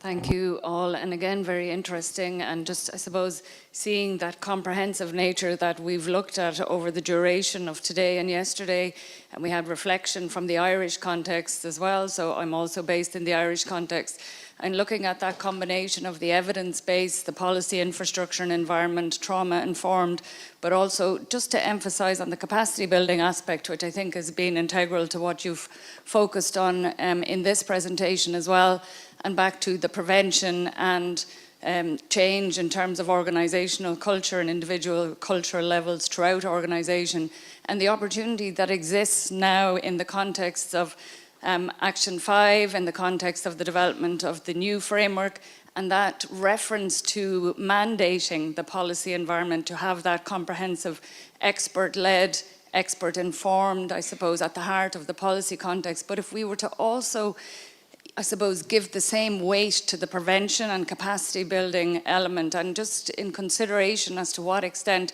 so that could also be mandated. It might look slightly different in practice. We're mindful in the work that we're doing in Ireland with regard to capacity building, training, awareness raising and so on, that there are different approaches in terms of mandating that. So, you know, we try and intervene at the level of student induction, and then we have a different scaled model across the institution in terms of position, in terms of the commitment to that capacity building knowledge and expertise. But just thinking of the opportunity that might exist on the prevention as well as the policy side in terms of capacity building.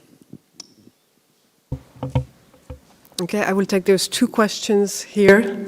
So I will take them and then I will open to the floor. Thank you very much. It was really interesting. I would like to ask you a very basic question.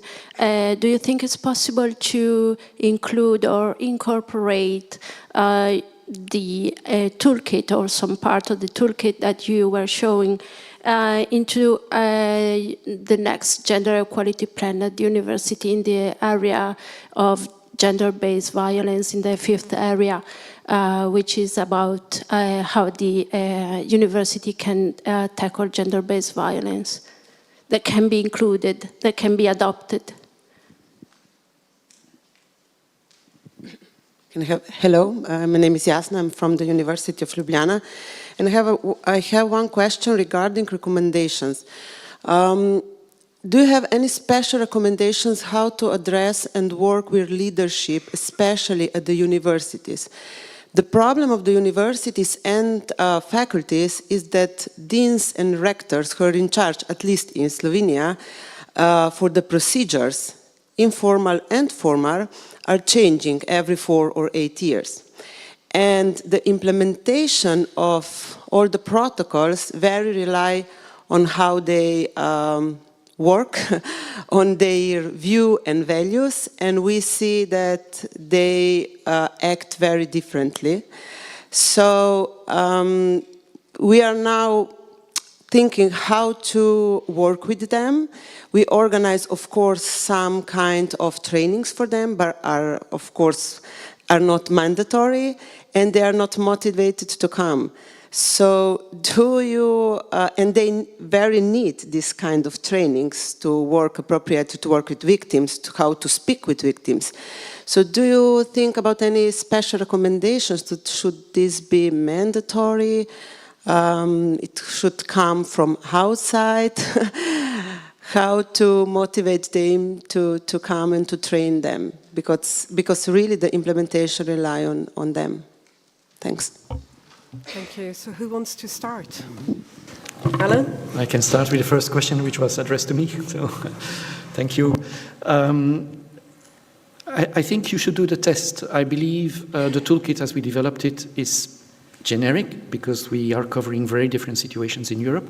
Again, like Marcela in her presentation said, it goes from very sophisticated to nowhere when you look at 27 member states. So we had to be to take that into account and then to take these different levels into account. So I would hope you can find it. And what I would say, and I lived in Latin America, so I have some experience, although there are differences in terms of machismo, and still it's very the same. It's power-based and paternalistic, so it's always the same basis. So I would believe that you can work with the toolkit, and please, if you have recommendations, or if you think that it makes sense to adapt it and to include specific elements, please do. Maybe I could then ask Marcela, just like, maybe you would be best able to comment on the gender equality plan aspects, maybe, and maybe ask Frederick to talk more to the leadership aspects. I'm not sure that anything definitive can be said. I mean, it definitely should be our aim to make gender-based violence a mandatory part of what is required. But in terms of institutional leadership, I would say that what we are seeing in some countries is that it is specific cases that erupt and catch the institution sort of off guard and having to react with student mobilization around those cases can really have some effect and can lead to institutional leadership realizing that something needs to be done. But this is, of course, a very bad way to approach it, to wait until things happen and then be caught with your reaction. So what we have been working with in UNISAFE, and I'm sure that we will continue talking about is to move really to proactive approaches. Now, how to get the leaders to engage with training is a tricky issue. But I would say that what we're also seeing that sometimes it may help that you have women in institutional leadership positions. So increasing proportions of women among rectors may be one way of aiding the situation. And then I would really say push from students on the institutional leadership, because we are definitely seeing changes in how the younger generation perceives these issues. And I think that this can become a threat to the institutional leadership for not taking action. And I think that they really need to take students seriously. So student mobilization would be my answer. So yeah, thank you for the question on leadership commitment. I think it's a really important issue, and I can say that on my part, dealing with gender equality in the Swedish context for more than 25 years, this is the ongoing issue. Because leaders, they come and go, but leadership commitment needs to be upheld continuously, right? So, and apart from Marcela's comment on student engagement and pushing the leadership commitment, I think it's important to realize that we need to set the framework. We need to be smart and propose a code of conduct or a policy framework or a JEP requirement that actually pushes the agenda forward. So it will not be a voluntarily, commitment. It needs to be pinpointed, and that's why I think it's so important that we push forward with the policy agenda on the era level, and use, as was said beforehand, the open window at the moment with the strategic framework and also the prior 5 situation that we're in. So this cannot be stressed enough. We cannot rely on individual leaders in specific institutions. We need to push the agenda together. So, yeah, students, yes, and some, Me Too campaigns, but also a strategic framework that would push the agenda forward. Fantastic. Thank you very much to our 3 panelists. And we're just going to, so please give them a round of applause. I'm now going to invite on stage our 3 next panelists for a conversation with institutions. So Esther Coes, Georgie Ribeiro Pereira, and Michaela Antonin Malanikova, please.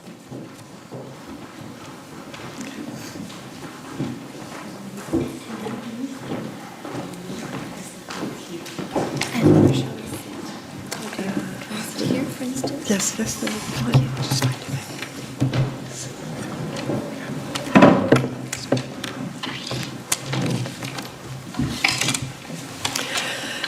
So let me introduce our 3 panelists before we start this conversation with them.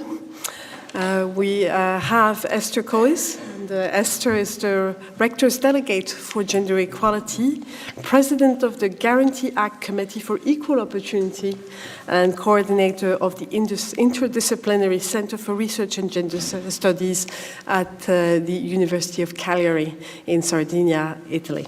So thank you, Esther, for joining us today. We also have Jorge Ribeiro Pereira. I hope I pronounced this properly, Jorge in Portuguese. Huh? Yes. Perfect.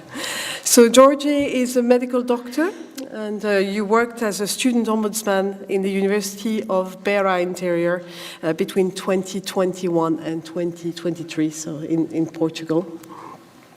Currently, Jorge is doing consultancy for higher education institutions, and he's serving on the board as a member of the European Network of Ombuds in Higher Education, as well as an advisory board member at the International Student Participation Network. So, Jorge, thank you so much for joining us today.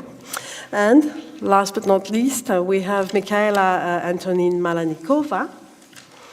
Michaela is a student ombudsperson at the Faculty of Arts, Palacký University in the Czech Republic.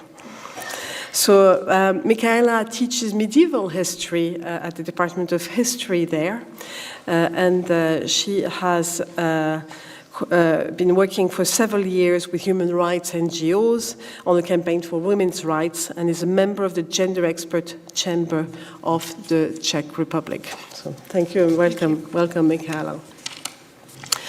So today I really wanted to hear about you in relation to how you think the recommendations and the tools that have been used and developed as part of the UNISAFE project could be applicable to your work. So one of my first questions, maybe I start with you, Esther, is just how do the recommendations fit with your reality and address the needs that you're trying to respond to, for example, in the University of Cagliari?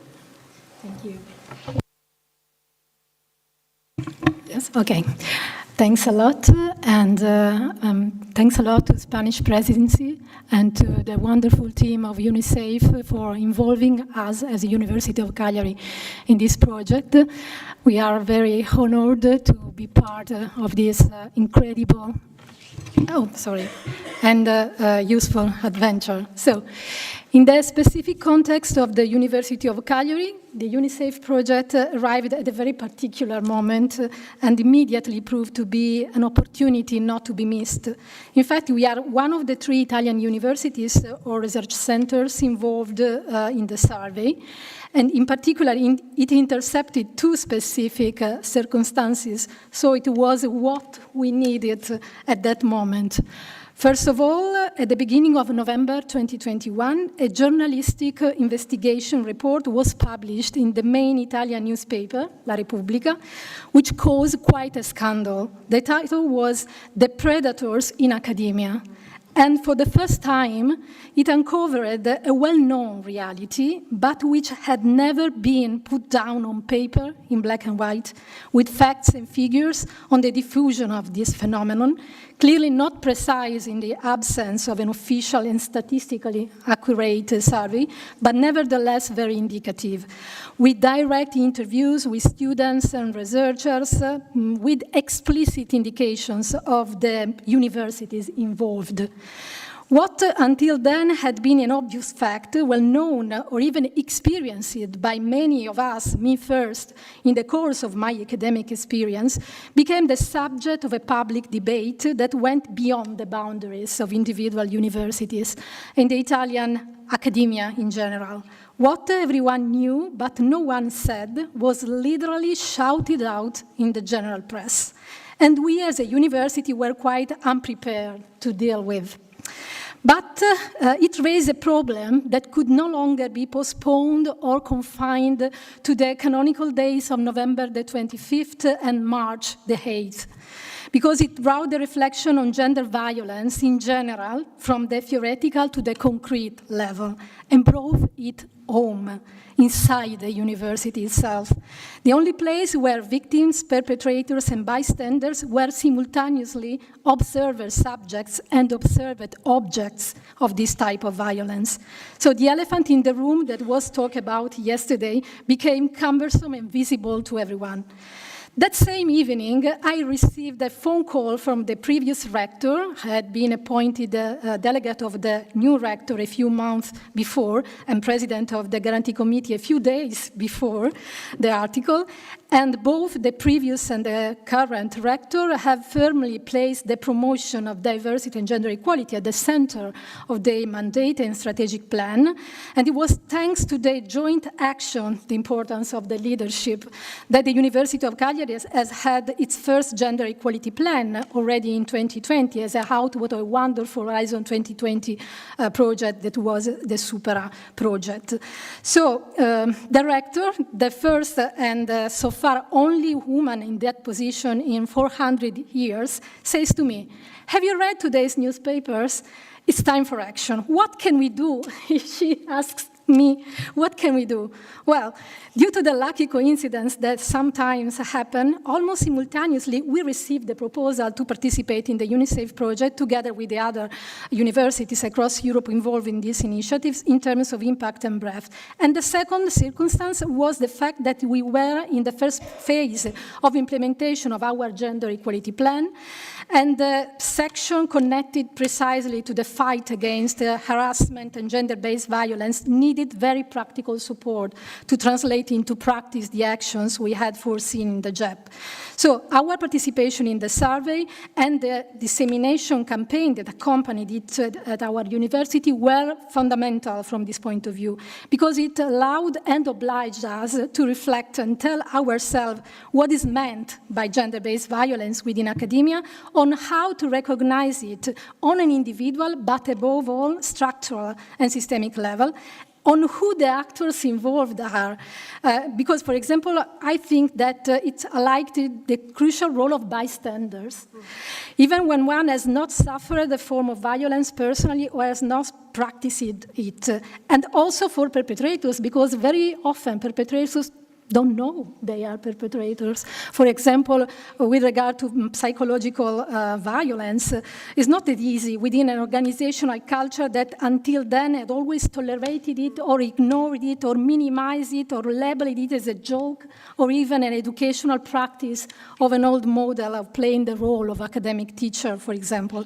And after the survey, on which we are still working because we are completing the data processing, the recommendations have served to clarify a fundamental misunderstanding, which is truly the basis and the framework of any improvement in this area.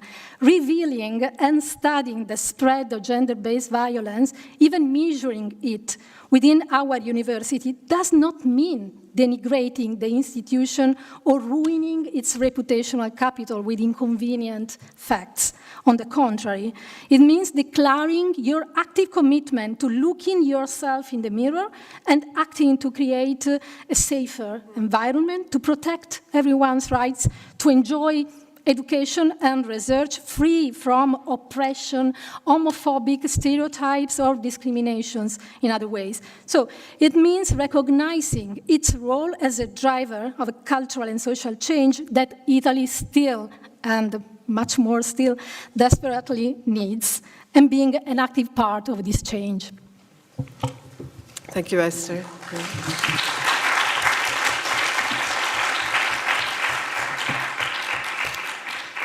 George, can I ask you, how do these recommendations fit your position and your reality? Thank you so much for the question. Good morning, all. Thank you so much for having me. I would like to make Frederick's words my own, and thank you to the Ministry, in the name of the Ministry, the Subsecretariat for the University's Ministry, to promote this event and allow us to discuss these so needed issues and matters. May I tell a story to put into context? Okay, thank you. So ombuds for European education area are entities who are confidential, are independent from any influence, are autonomous, and also creating safe space for students or for any member of the university, and also they're accessible to them. So in 2017, I was a medical student and a student representative, and I wanted to have a different experience, a cultural different experience. So I had the opportunity to go to Brazil and do an internship. And it was very interesting because it was a cultural, much different experience from Portugal, and also I understood or kind of get in touch about how was gender-based violence present and addressed in that country. So I came back, I finished the degree, blah, blah, 2021. I returned to the University of the Interior to become a student ombudsman. So there were two things I knew at the time. I needed to go abroad, and this is because coming from the medical and psychological background, you know that when you are at the same spot many times, you will adapt and cope with that environment. So I know that I needed to go abroad and understand what is going on in other countries to improve our own reality, or try to improve our own reality, but also comprehend better our own reality. And the other thing that I knew is I needed to cooperate a lot with different bodies within the university and outside the university. So I went to 3 places that were very important. One was Spain, in Sevilla, to the University of Pablo Olavide for the first conference on promoting education of human rights. It was an Iberico-American conference, and the vice rector, one of the vice rectors, shared with me the protocol to prevent sexual harassment. And I thought, do we have this in Portugal? We did not have it at the university at the time. So I went back to Portugal, then I went to Mexico, and I was in one of the university in front of the building of the rectorate, and were two organized student groups who were trying to break the rectorate. And I asked the person who was with me showing the university, what is going on? And the person said, allegedly there was a sexual assault last days, in one of the last days in the university, so this is the way they demonstrate. Okay. Then I came back to Portugal, and then I went to Czech Republic. And my dear colleague Michael Antonin Malarnikova and Jaraf Shatola introduced me to the Czech reality. And I have the opportunity, and I felt very happy for that, to participate in one of the workshops of UNISAFE projects. And there I feel like, okay, there's light in the end of the tunnel. There's light in the tunnel. Okay, so I came back to Portugal again, and within these 2 years, what we did, or we tried to do in the university, was create a safe space for students. So I was an ombudsperson just for students in the case. In Portugal, it's mandatory by law to have ombudsperson for students in every higher education institution. So we tried to create a safe space for students, confidential space, accessible for everyone, who they can come. And we would welcome them, and in a personal manner, in a welcoming manner, empathy manner, talk with everyone, and counsel in the way we could, mediate if needed, intermediation, etc. And we did three, 4 very interesting things that I would like to share with you. First, Prevalence. We had stats about informal complaints that come to us about gender-based violence. So we cooperated with the Equality Commission of our university. Just a parenthesis, the Equality Commission of our university was the first Equality Commission in the education institutions in Portugal. So we cooperated with them because they, in a transparent manner, they report the gender-based violence in the universities. So they had we put in our reports, and they use our data, stats data, to say, look, this is the number of situations in our university of been interviewed about gender-based violence. And we did also prevention in the following way. We did workshops, and it is mentioned in your recommendations also. We did workshops with students about rights and duties of students within the university. And this was very interesting because during the discussions, they came up with different questions and also share matters. In some way, that kind of workshops create a very interesting space where they can share with each other, find solutions with each other, and we can act as a facilitator, mediator, and also an agent can empower them towards their matters, including, of course, the gender-based violence. And also very interesting that we partnership a lot. So we cooperate with the students, and we did a very interesting event to facilitate the dialogue between actors within the university, management, rectorate, students, representatives, Commission of Equality, Commission of Ethics, etc., and external, also outside university actors. Because, and the topic of the seminar was integration of students in university. So, and this is a continuing process. This involves not only the university, but also the outside. And they come together. And one of the things that they said was, we have to recognize the student representation within the university in credits. And I think it's one of the recommendations for the universities that you put in your recommendation of UNISAFE project. And this is very important because European Students' Union is saying for so long, since 2018, we have to have more people in the bodies of the universities with student representatives because to influence the course of the universities and influence the protocols, the designing, the implementation, etc., and the monitoring. There's another Erasmus Plus project called Income Project, who also align with UNICEF project saying we have to recognize the students' efforts and participation within the university. And this is important for them because sometimes one of the constraints of students is time. So if they want to participate, they also need to be acknowledged for that or recognized for that. So this one are some of the things we try to do in the sense to improve the university and the well-being of students within the university. Thank you. Okay, thank you. Thank you, Georgia.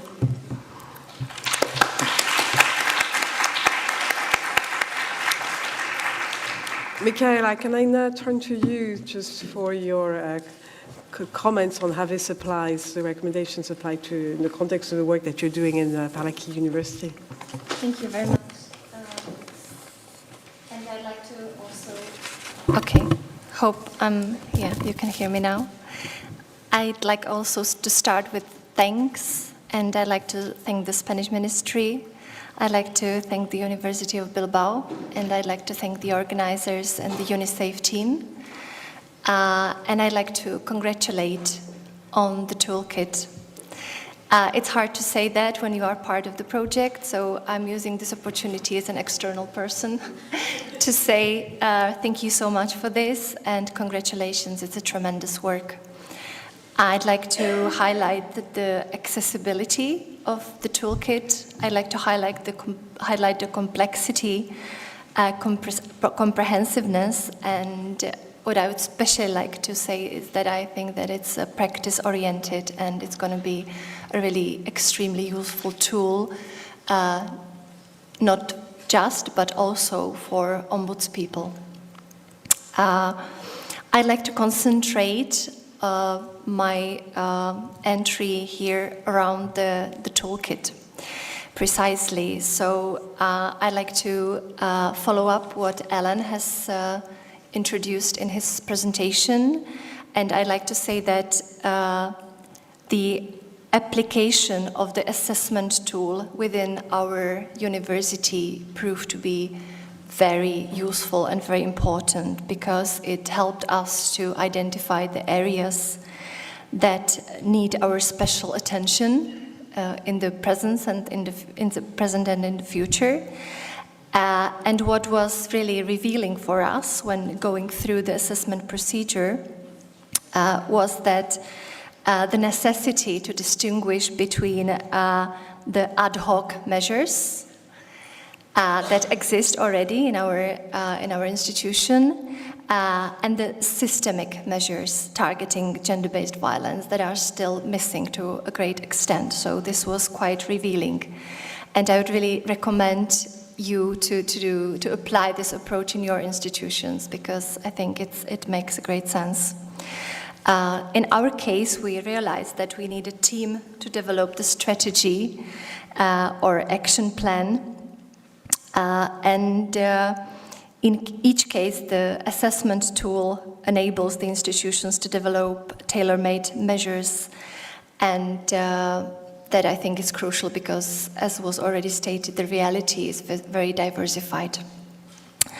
The survey that was made within the UNISAFE project clearly manifested that gender-based violence in academia is a systemic and persistent problem, and it is no coincidence that most severe cases that we deal with as ombudspeople concern gender-based violence and sometimes connected to other forms of abuse.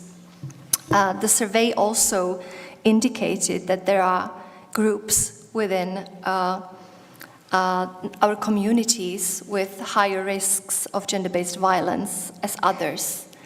And this corresponds to what we see in practice and calls for targeted approach when developing preventive measures, which is something that we also need to do as ombudspeople and as a university community. And yesterday, there was this factor of intersectionality that was highlighted in many cases, and perhaps we can also highlight certain specific vulnerability of groups of students, and I would mention the various study stages from undergraduate students, graduate students, till doctoral students, and perhaps also this factor, the stage of study, is important to be taken into consideration when designing preventive measures, and I mean specifically the gender-based violence preventive measures, because in our perspective, the doctoral students seem to be particularly vulnerable towards this type of violence. So, yeah, and perhaps with this, I'd like to end this beginning of the presentation. Thank you. Thank you, Michaela. Thank you. Thank you for already pointing out how useful the toolkit has been for you. So maybe if I go next to Georgian, just have you been able to just experiment with the toolkit, and how useful has it been in your context?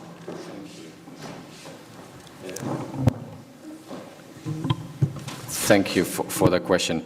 So some of the things that I mentioned before were also kind of or a consequence of the toolkit or in the meantime of it. So it was very useful to have this awareness, so regarding the data and the prevalence, because let's raise awareness, and with awareness we can foster a transformation and change. Then also to partnership, to dialogue, and to dialogue create solutions to the changes, to the challenges that we identified. And then would be within that partnership to create policies. Of course, all the stakeholders are important.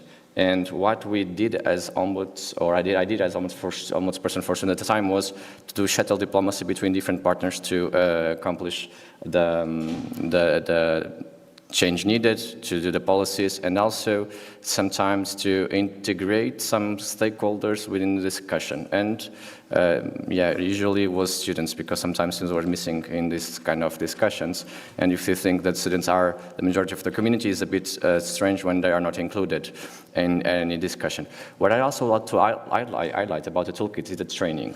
And for us as ombudspersons, I think training in gender-based violence is becoming a hot topic because, okay, I'm a medical doctor, I have training in communication in difficult situations, etc. But other persons come from different backgrounds who have different skills that could give in very interesting inputs that I don't have, and vice versa.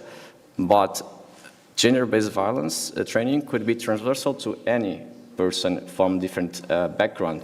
So it would be very helpful, I guess, for almost persons to have this training that could influence and affect any context and reality, as well as maybe a university or a research center who has an ombudsperson maybe would help to facilitate implementation and design of the things that are needed and that UNICEF are promoting.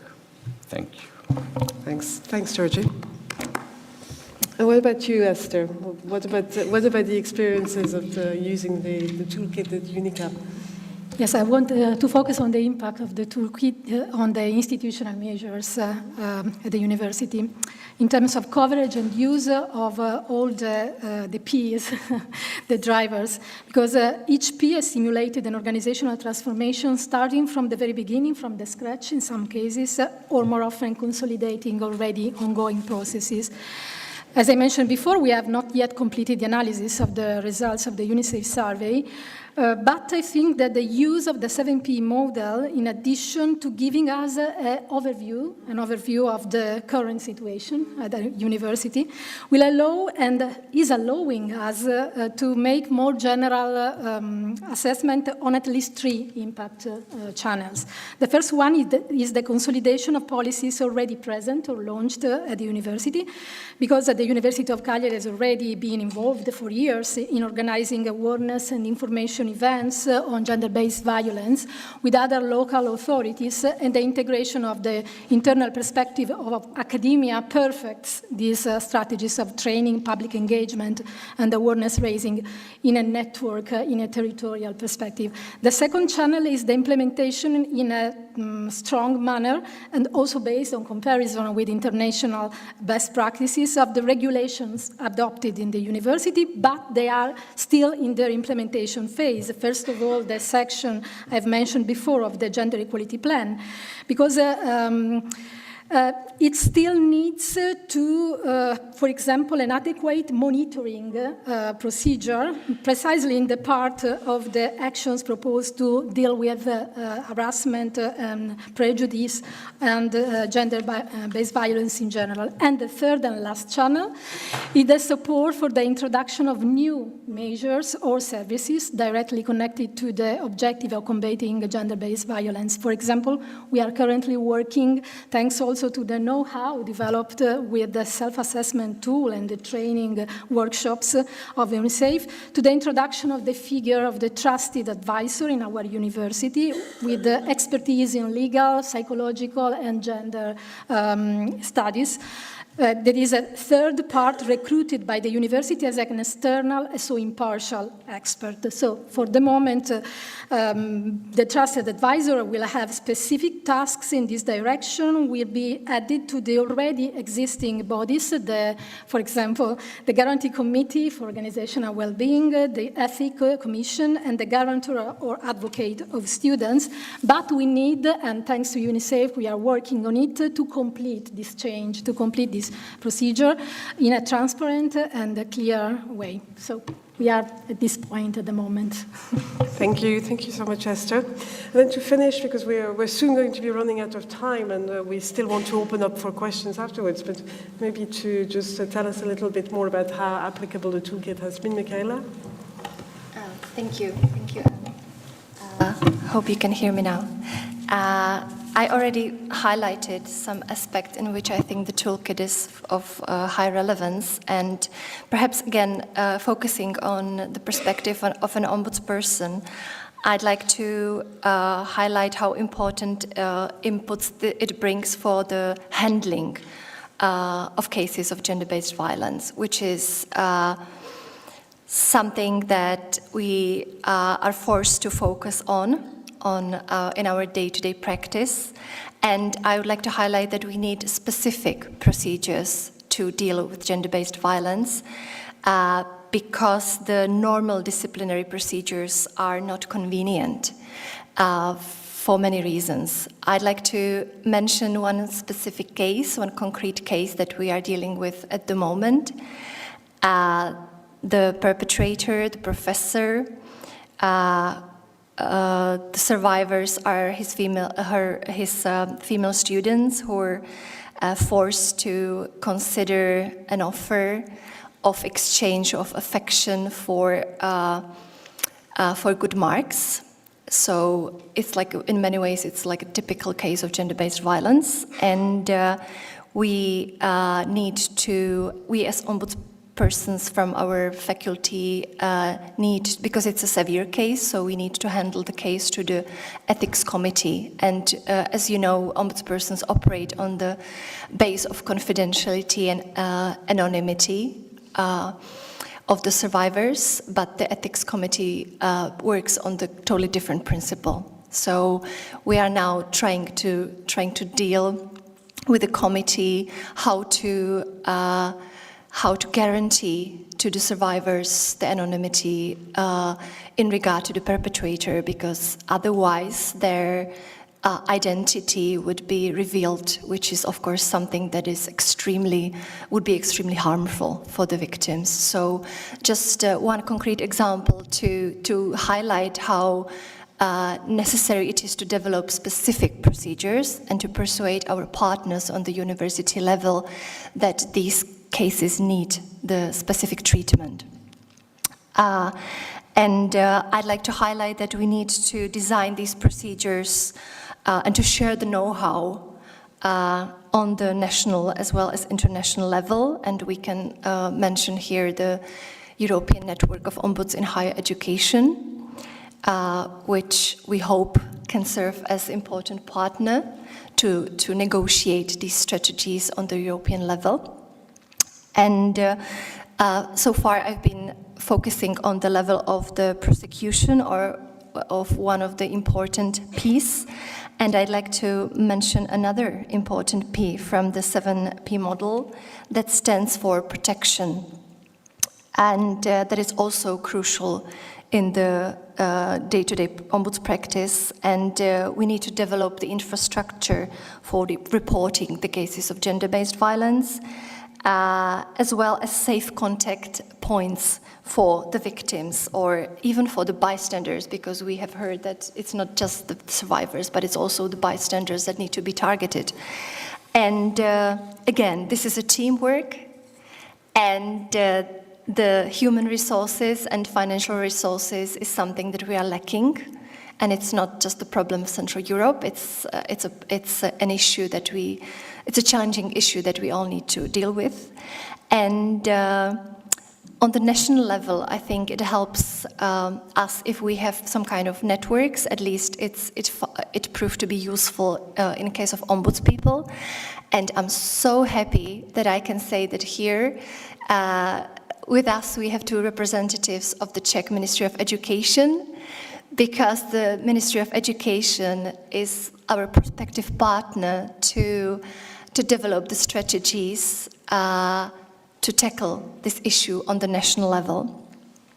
And that I'm targeting here another P that stands for the policy, and the policy have been discussed here already. And on the very end, targeting the international level of cooperation, I would like to highlight that the toolkit is also an amazing platform to share the good practices, and it showed us a big differences between the so-called old member countries and newer member countries within the European Union, and there's a chance to share the know-how and the fact that the policies have been mapped thanks to the project on the international level is going to be very valuable. I'm sure about that. So thank you once more. Thank you so much. So I realize that we are now the last thing standing between you and lunch. However, I think it would be worth having taking a few minutes, about 10 minutes or so for questions. So there are 2 microphones. Again, I'm going to take a few questions now, and unfortunately, I'm not going to just be able to just take much more than that, but it's a conversation that we can keep having over lunch. So there's just 2 questions over here. Can I go now? Okay, thank you. This is to Georgia. I think it fits in with your expertise. So this is about a specific problem that we have encountered at my university, and I'm speaking from Turkish context. So there's this formal complaint mechanism at our university for gender-based violence cases, obviously. And we also have an informal, a parallel mechanism that's going on, that's used specifically by Feminist Studies Student Club, and they direct the complaints to their advisor, the faculty member. That's a colleague of mine, and we're talking about it. So the problem is we've noticed a generation gap between us and the students about how specific complaints should be dealt with, how they should be handled. So students want prompt, harsh reaction against it, like action. They don't care for due diligence. When you say there needs to be an investigation, it may take time, they get very frustrated. So the more recent cases are not like directing complaints, but it's rather like letting my colleague know that they will be exposing the names. Not asking for help or anything, but they are just informing my colleague that they will be taking action themselves. So they're just polite to let her know. So have you come across anything similar? Any comments? Any insight would be really, really useful. Thank you so much.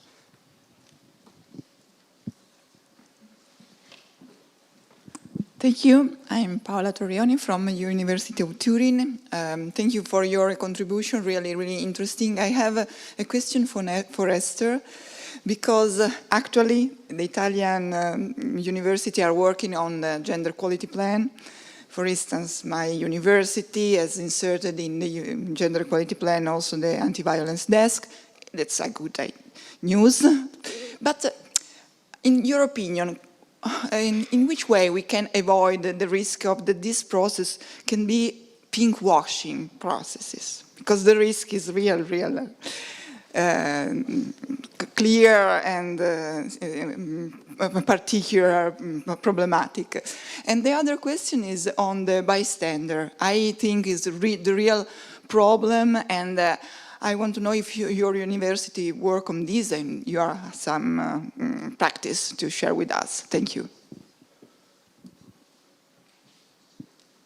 Georgia, I'll let you start maybe. Answer. Thank you so much for your question. I'm from the millennial generation, and you used to want everything fast, with fast response, and we want to see change. That was frustrating many times, not to see immediate change when you know that solution is that solution. But it also, for my personal perspective or for myself, helped me to get more patient, understand better the system, and with that, help the students to understand the system and promote them change. So there were 2 things where we did. One was to recommend to the management, to the Rectorate, when they had formal complaints, they should inform the students about that decision. Not always they inform the students about the decision.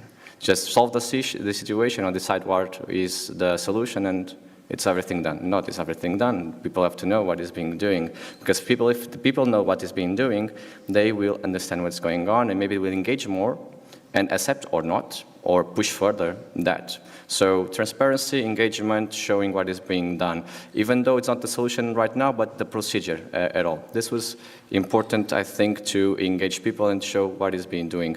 The other thing, what we did was Since we partnered, we tried to cooperate with many stakeholders. We could kind of informally inform the student representatives about what was going on. And it was also important to have their feedback or their anxiety about some issue, etc., to know what we should address in priority way to do the things. Regarding the issue of complaining informally and formally, I noticed that in the toolkit there's one inspirational practice for higher education institutions and research centers that is from the Central European University. That's the guide for first standards, if I'm not wrong. So I was recently in Central European University when what we noticed was that policy for gender-based violence was included Ombuds network. The Ombuds network also emerged to be included in that policy to be one of the safe space for students. And one thing, if I remember correctly, it says that is that when there are 3 complaints about the same person to the Ombuds network, something has to be done. So they have to inform, they don't have to share who complained, but share, look, about this person, something is going on, we have more than 3 complaints, so you have to do something. So you protect the identity of the people, and you have like a cutoff to management do something. And I hope I could address your question, and I'm very more than open to talk more about this further. Thank you. Teşekkür ederim. Mr. L. Yes. To answer Paola's question, I think that we could add a P to the 7P models. That is possible. Because, yes, and not pinkification, but possible. Because I know that the risk of a cosmetic, very formal way to deal with the gender-based violence is always present, because we meet top-down, bottom-up resistance in every corner, every day. But thanks to, for example, the repository of best practices of the UNICEF toolkit, we can understand that we can manage. Other universities have achieved great results, is possible. And also failure is possible, but it's not a right reason to think that it's not I don't know, it's not a task that we can achieve at all. Because the very point is not anymore to fix the victims or survivors and even fix the perpetrator. It's fix the system. And we know the rector, the students, all are very aware at the moment that if we don't try to act at a systemic level, the pachyderm of the organizational and cultural gender-based violence-related environment hasn't any desire to die. So, yes, I think it's possible. And for the question about the bystanders, we have some measures at the moment. For example, we have activated a specific course on dealing with gender-based violence for PhD students, all disciplinary fields, and it's mandatory. Every year we have this course.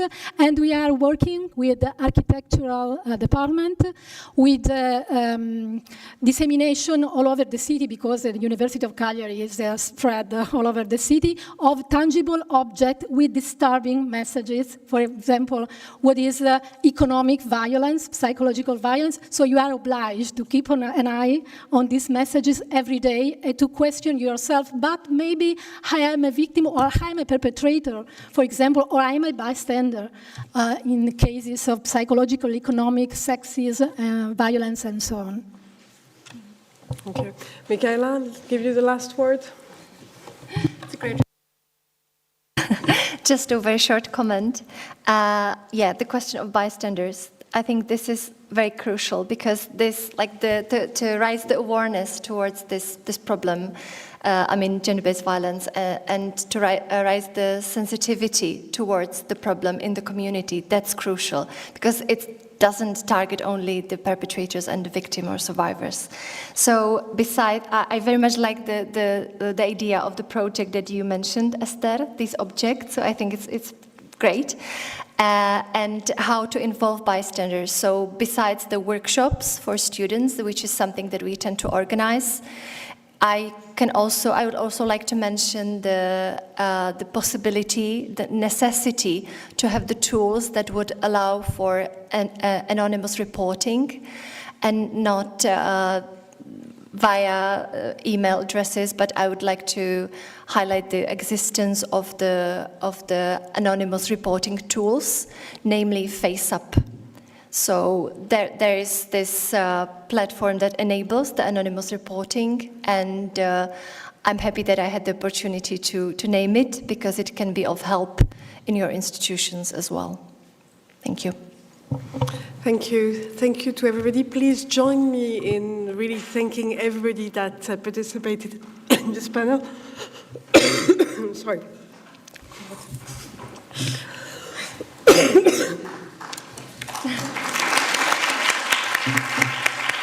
Sorry. Terrible timing. Terrible timing to finally lose my voice, but it's a sign that I have to shut up. But I really, really want to thank Marcella, Frederick, Alain, Michaela, Esther, and Georgie. Last words, what I can still speak, is that I've been asked to please tell you that there will be a picture taken. So I think Lorena is just going to give us instructions. So just first of all, just big round of applause for everybody. And thank you so much for your really, really insightful comments. Thank you.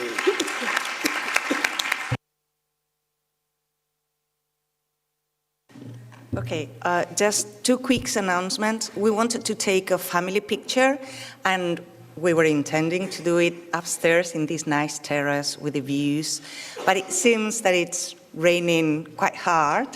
So we are inviting you all to join us here, and let's see if we can manage to take a picture with all of you. The second thing is that we have a workshop tomorrow, and we still have a few seats. If you are staying in Bilbao, you're very welcome to join the workshop. Please come and approach me so I can take your names. It will be in Spanish. Yeah, that's right. Although the trainer speaks in English, but yeah, it will be held in Spanish, but you're very welcome to stay. And yeah, I think that's it. Please come and join us for the family picture. Thank you.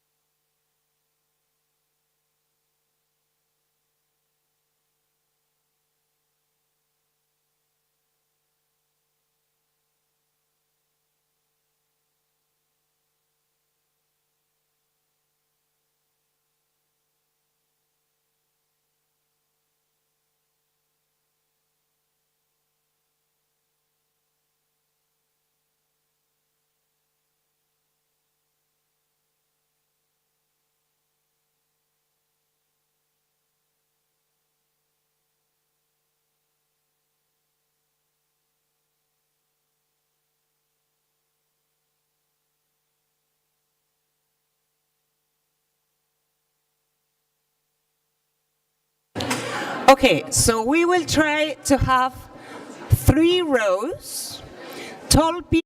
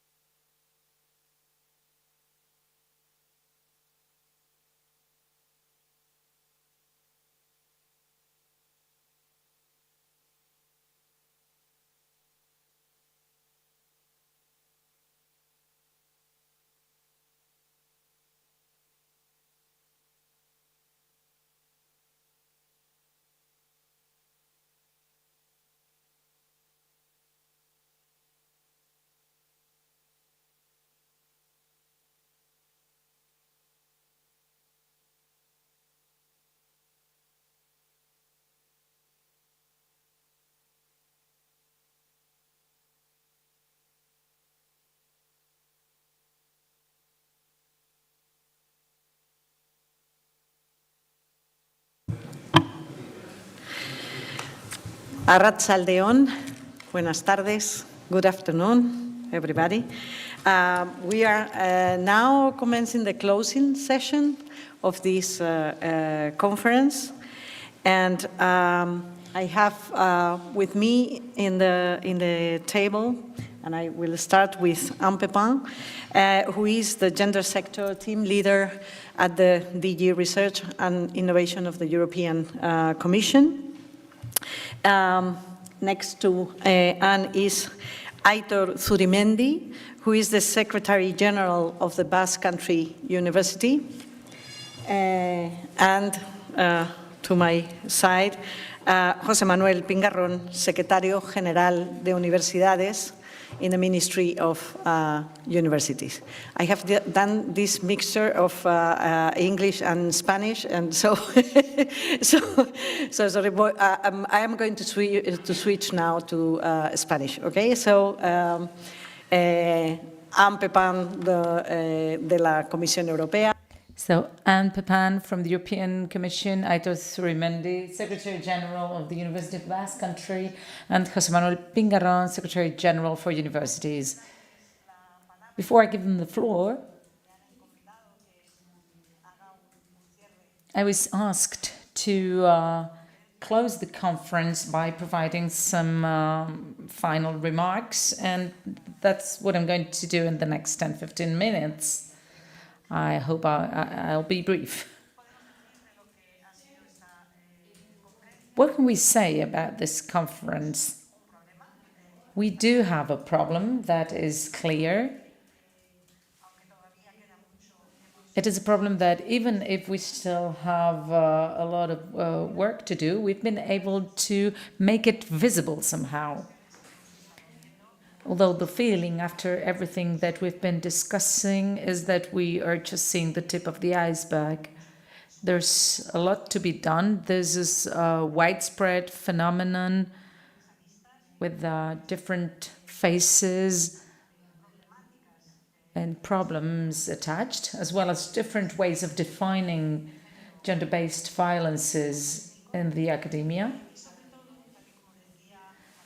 And as Marcela Linkova said during her presentation, even if it looks as it was easy, it was really hard to get where we are. In 2018 was when the standing group started in the higher education European area, and until 2019 this problem hasn't been recognized as such. We've been able to go through the UNISAFE survey, and what this survey says is that 62% of the respondents in 45 universities in 15 different countries, 62% of them has suffered some form of gender-based violence in their institution or university, as Anke Lipinski told us. However, only 13% of them filed a complaint or reported the issue. So this means that the phenomenon is still quite invisible. It is also a complex phenomenon. Sometimes it's not even recognized by the people who suffer it. This is something that the UNISAFE survey showed. I also think about the survey we carried out at the Complutense University of Madrid in 2018, where we made a difference between what we called technical harassment versus declared harassment. When you asked people if they had suffered harassment at the university, the percentage was very low. However, if we asked them about specific behaviors that were actually harassment, if we asked respondents if they had suffered from those specific behaviors, most of them answered yes. So this phenomenon is under-recognized and normalized. As Sophia Street said, our scientific coordinator, we are in front of a structural phenomenon. This is a systemic problem we can see several interrelated violences, and we've been able to see with the data provided by UNISAFE is that these are oppression systems. We've clearly seen that marginalized groups are those which are more likely to suffer gender-based violence. We are talking about hierarchies, power relationships, etc. And we can talk a lot about that at universities. Since I can be critical here, I'm going to say that institutions are not yet responding adequately. This is a call. That is why this conference is so important. It is important to recognize this. We saw it with Claudia Israel's data on the survey. She said that actually the people who've suffered some form of gender-based violence at university are those who are more skeptical with institutions and universities. This is food for thought for us. We are not correctly responding, and we need to adjust our institutional responses. Another important issue that is related to the 13% of respondents who reported their issues. As Felix von der Stan said, we need an institutional framework that has the perspective of survivors, the survivor approach, as a baseline. We need to know where the phenomenon is taking place. We saw this with the different quotations that Vilcana was showing us based on the different interviews we carried out, and this is important. Of course, we need an institutional framework. And this institutional framework needs first and foremost an institutional commitment. That's why it's wonderful to be here at this table and say it out loud, because this institutional commitment is partially there. But we need to send a much more robust message. Not all PhD students understand the phenomenon correctly.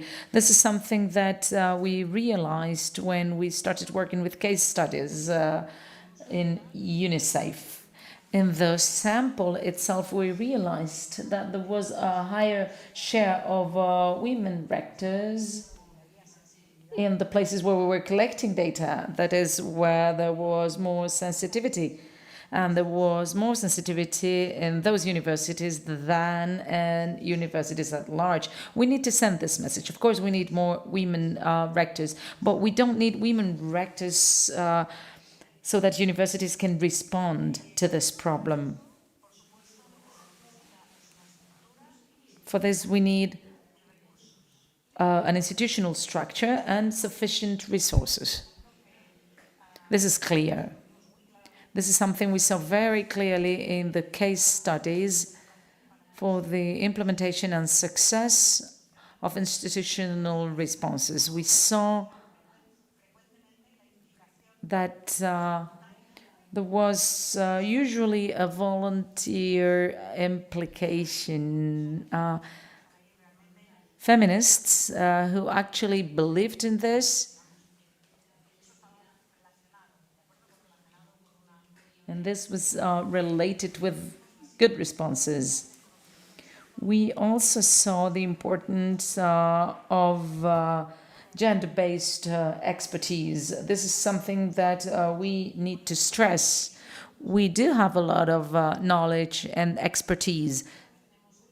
So I encourage you to take a look at everything we have on the UNISAFE website.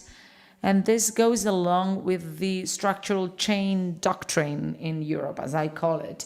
There have been many different European programs working on equality plans and programs. There are many materials, papers, guidelines. We have the Orton guideline.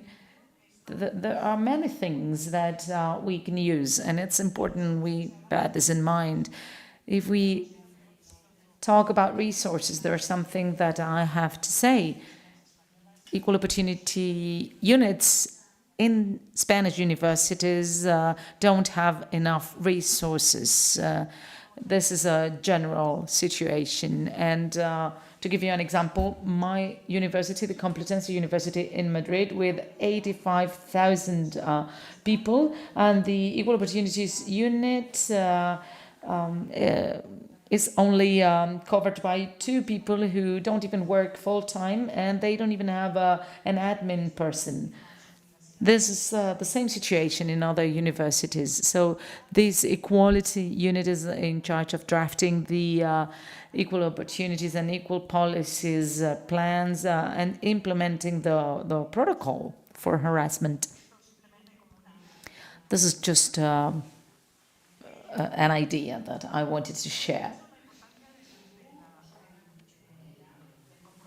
We've underlined the importance of the top-rank institutional commitment. This is very important, but it's also very important that the university community is involved.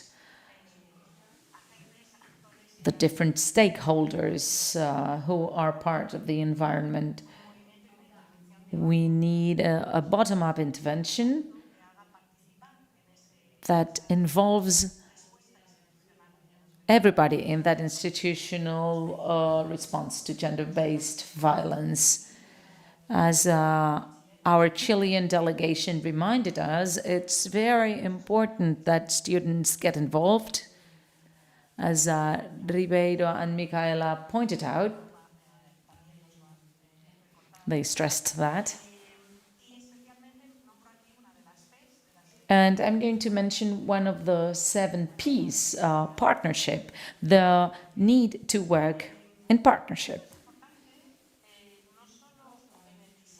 This is important not just for the design, and this is something we have seen very clearly in the responses. There are many things that can be written down, but we need to put things in practice. That's what we need.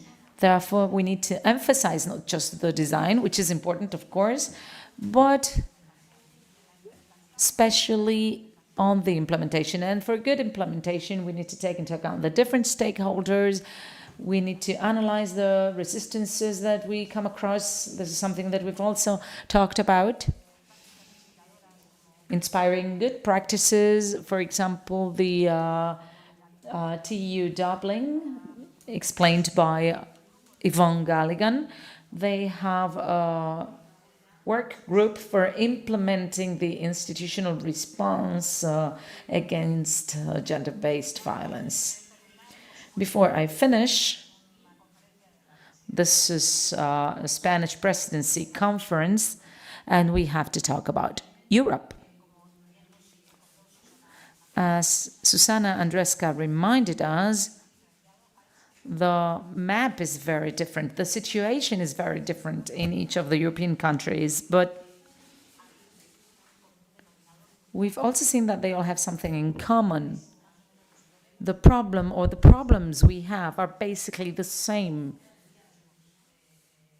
They are related about the same to the same things. So let's use the European area. Let's take advantage of the possibility of working together, learning from one another. The availability of funds from the EU. Marcela Linkova spoke about gender action plans and the standing group of the European research area, where the member states are present. And we are going to continue working so that the eligibility criterion that is set out in equal opportunities plans are there. This means that any person or any institution which wants to present a project to Horizon Europe needs to have an equality plan with specific requirements and hopefully also an action plan to do it. In this regard, one of the things that we've seen, and I say this because the instrument that we've had in Spain to fight against gender-based violence at universities have been the protocols. We need to have protocols according to the law. And this focuses the instrument more on the P for prosecution and not so much on the other Ps. So one of the things that we've seen, as Alain Denis presented this morning, the toolkit of UNISAFE, what we propose, and is more related with the comprehensive policies, has to do with the idea of an action plan with everything it implies, taking into account the other P's: prevalence, protection, prevention, provision of services, partnership, and also the P for policies to approach these problems in a comprehensive manner. Just some final words, which would make a good headline to finish.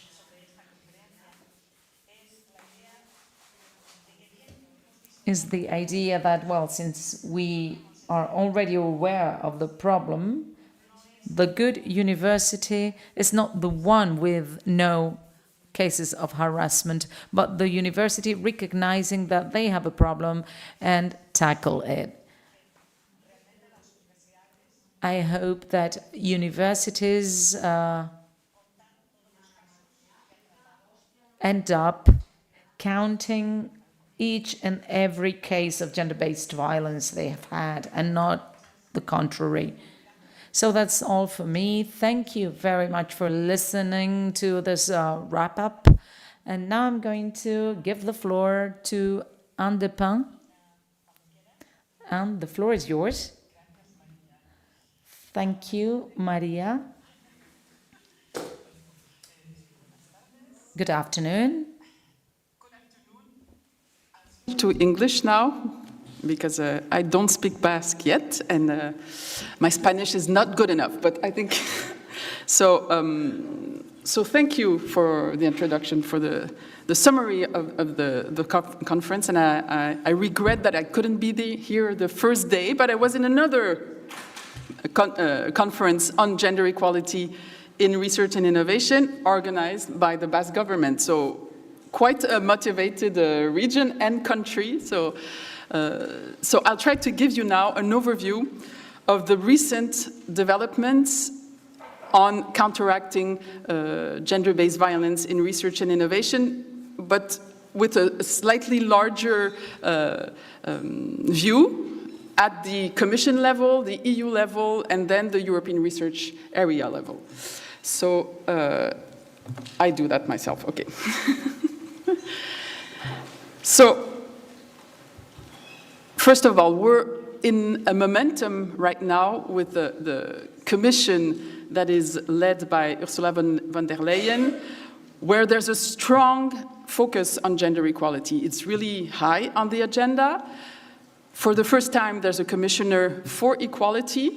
That's Elena Dali from Malta. And there's a cross-commission task force on equality going beyond gender equality and with the ambition to have an intersectional approach, which is the task force on equality. And we have a new commissioner, Iliana Ivanova, who replaced Maria Gabriel. And just as Maria Gabriel, she really is committed to gender equality. And we had clear signs of this already, and this is great. And also, a great commitment from the new Director General, Marc Lemaitre. So that's just at the level of the Commission, and actually very early on, the Commission decided, the President of the Commission had as a priority to foster a union of equality, and 6 strategies, equality strategies, have been adopted. The first one was the Gender Equality Strategy 2020-2025, where the first objective was clearly being free from violence and stereotype. So, and there it's laid out very clearly, this will be a priority for this mandate. So that's the overall framework for the Commission's work. And it also clearly addressed research and innovation as a sector. It highlighted that Horizon Europe might be requesting gender equality plans from applicants. And a novelty was also that research, gender studies, intersectional research would be funded explicitly under Horizon Europe, including on gender-based violence.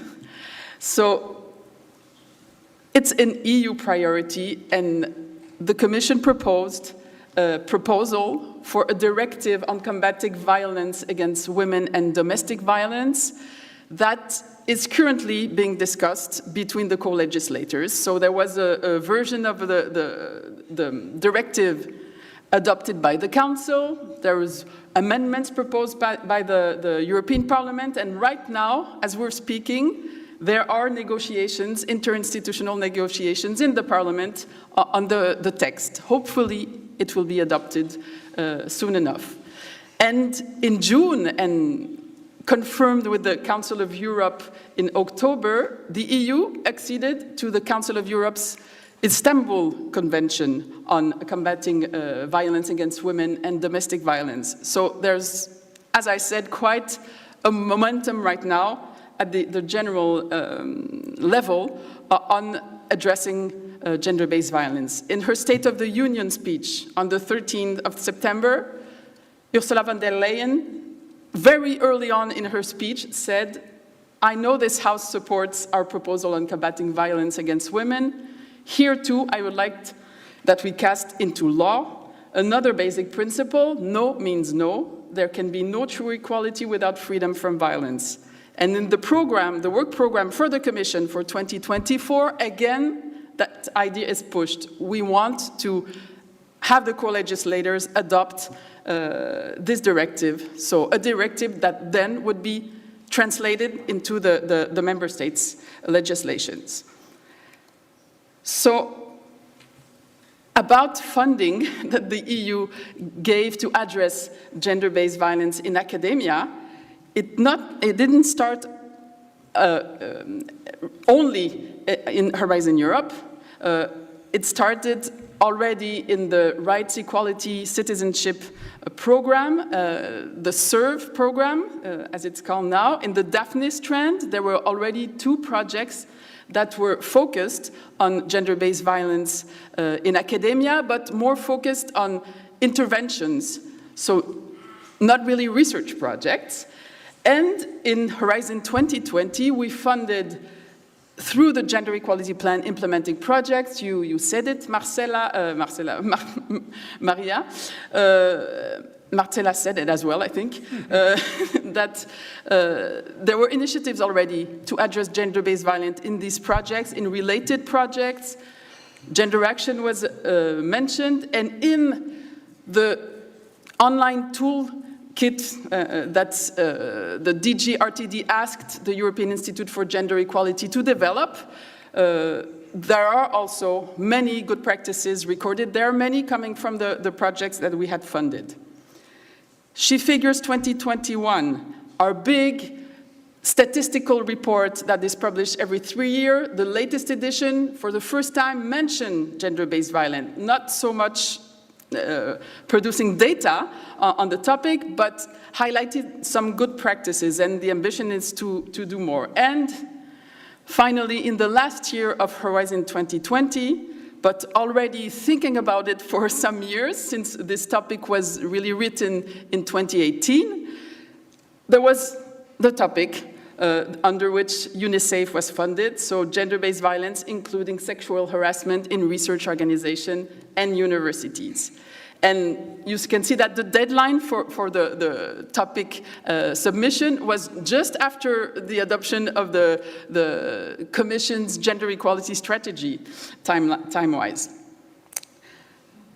And today, we have today and yesterday, a very good conference. I was really impressed by the results that were presented, but it's not finished. There are still some deliverables to be submitted by the project, and there will be a final conference in Namur, to which I invite everybody to go. Now, Horizon Europe.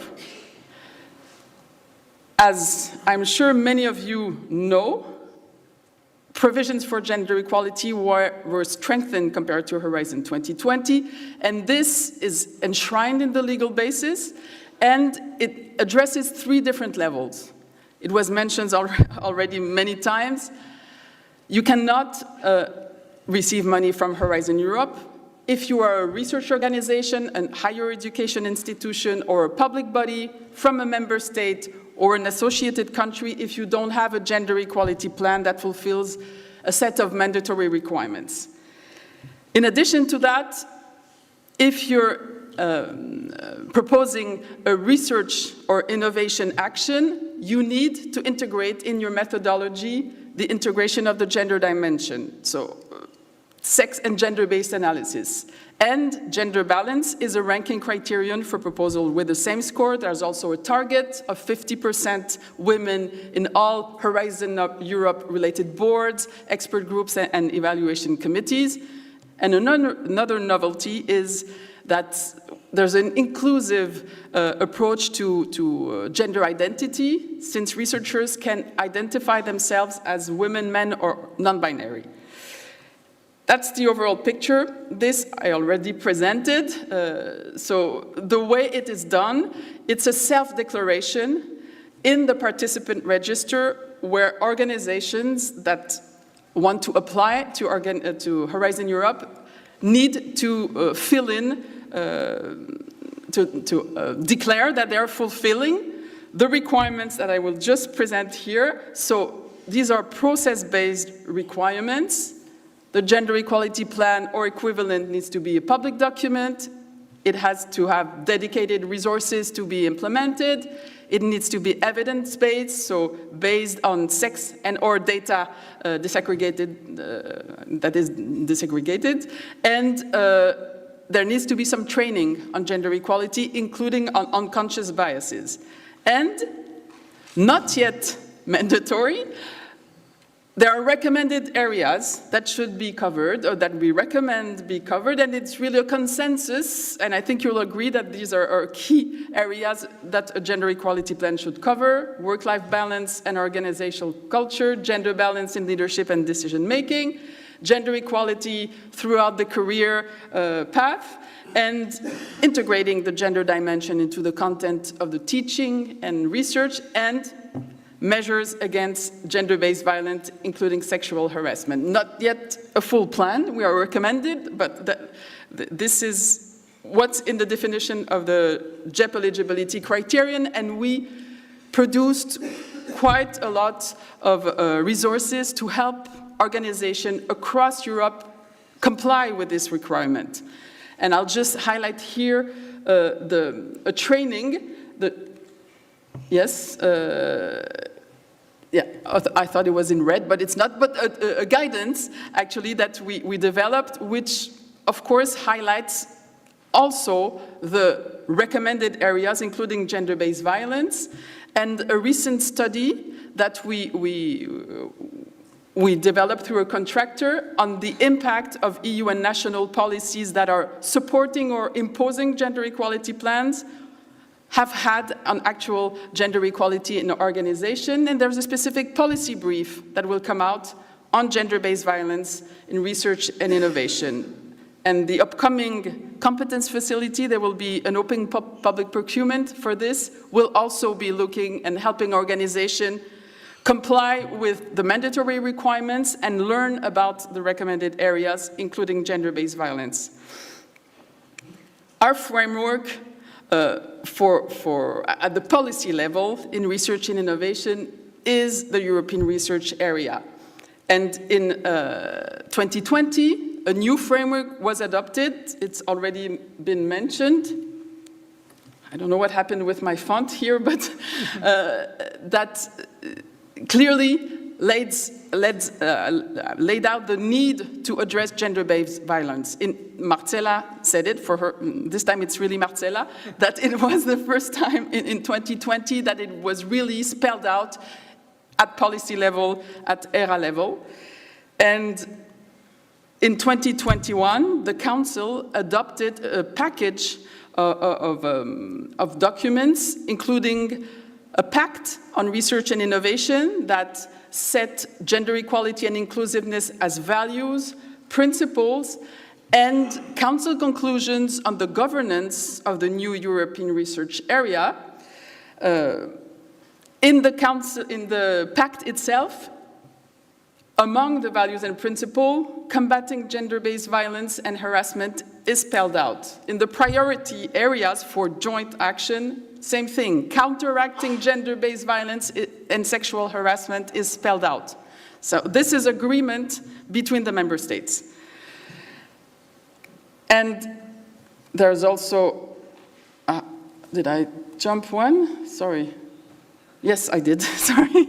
And the Council conclusion had annexed to them an important document, which is basically the roadmap until 2024, which is the ERA policy agenda, in which there is a specific action, Action 5, on promoting gender equality and inclusiveness, taking a note of the Ljubljana Declaration, with a new governance structure to help implement that, which is the ERA Forum.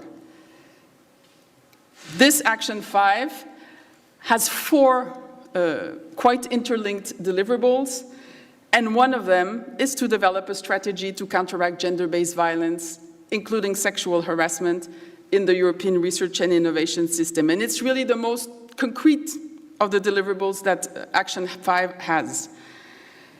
Quite a large number of member states have said they would commit to the implementation of Action 5. So a specific subgroup has been created for this, launched in March, and it is chaired by Marcella, again, her. And 22 member states have signed up for this and have nominated representatives to participate to the work of the subgroup, including Spain, 3 associated countries, and 14 stakeholder umbrella organizations. So organizations representing universities, research organizations, individual researchers, and that's Eurodoc, so early career researchers, science academies, and also research funders. And recently, last week, we kicked off the activities of a specific task force on gender-based violence. And among the first participants to this task force, there are 6 member states: Belgium, Czech Republic, Spain, Sweden, Slovenia, and Slovakia. And there are also organizations, Eurodoc, Aurora, and the Guild, who want to contribute to what we will develop to reach the objectives. Just a reminder on the Ljubljana Declaration. Actually, Marcella, again her, almost had the same slide. And I highlighted almost the same things, but really the need that we need to come up with some joint action. We need to involve funding organization, performing organization, and within the European research area. And this is what we're doing now with this task force. In the mandate, it's also very clear: develop an EU baseline strategic document on gender-based violence in research and innovation, such as an EU zero-tolerance code of conduct. So right now, the agreement within the first meeting of this task force is really to go for 2 documents, an EU baseline, and then a shorter code of conduct that could be of use to a lot of stakeholders. Importantly, there are 20 actions in the ERA policy agenda, and one of the duties of Action 5 is to mainstream gender equality and inclusiveness in the other ones. And there are quite a number of synergies, and I'll highlight here the synergies with the Action 4, which is on research careers. And you may know that over the summer, the Commission adopted a proposal for a Council recommendation on a new European framework for research careers, and it's now being discussed by the Council. It looks like what was initially proposed will not change too much, and in particular, annexed to that Council recommendation, there's a new charter for researchers that will replace the old charter and code that you may be familiar with, where there's an enhanced definition of the gender equality principle, which highlights the fact that gender equality is also aiming at combating gender-based violence and sexual harassment. It wasn't like that in the Charter and Code, and it also highlights the need that gender equality plans are a very good tool to do so. The integration of the gender dimension into the content, so it covers things that were not covered before. I'm almost finished. If I manage to, yes. So in addition to what I just presented, what we will build upon in what we need to deliver, and we hope to have a draft EU baseline and code of conduct before the end of the year for an adoption in 2024. It has already been mentioned as well, the work that the ERAC Standing Working Group on Gender in Research and Innovation has developed. We will build on that. We will build on UNISAFE, and I don't need to go into the details of all the great material we can build upon. Gender Action Plus has done a benchmarking on gender-based violence and sexual harassment at national level, so national authorities and RFOs, you heard about it. The INSPIRE project, which is a Center of Excellence on Inclusive Gender Equality in RNI, will develop a specific case study. And upcoming is a follow-up to UNISAFE, Project Gender Safe, which recently signed its grant agreement, and that will start in March for a 3-year period.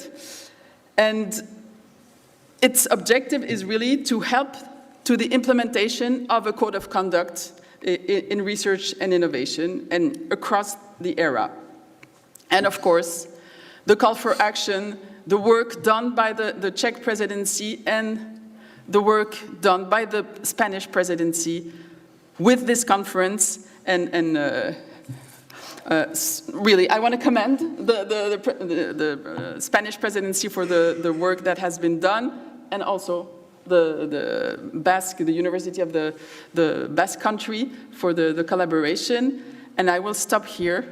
Just, you can count on the gender sector in the European Commission to advance on this topic.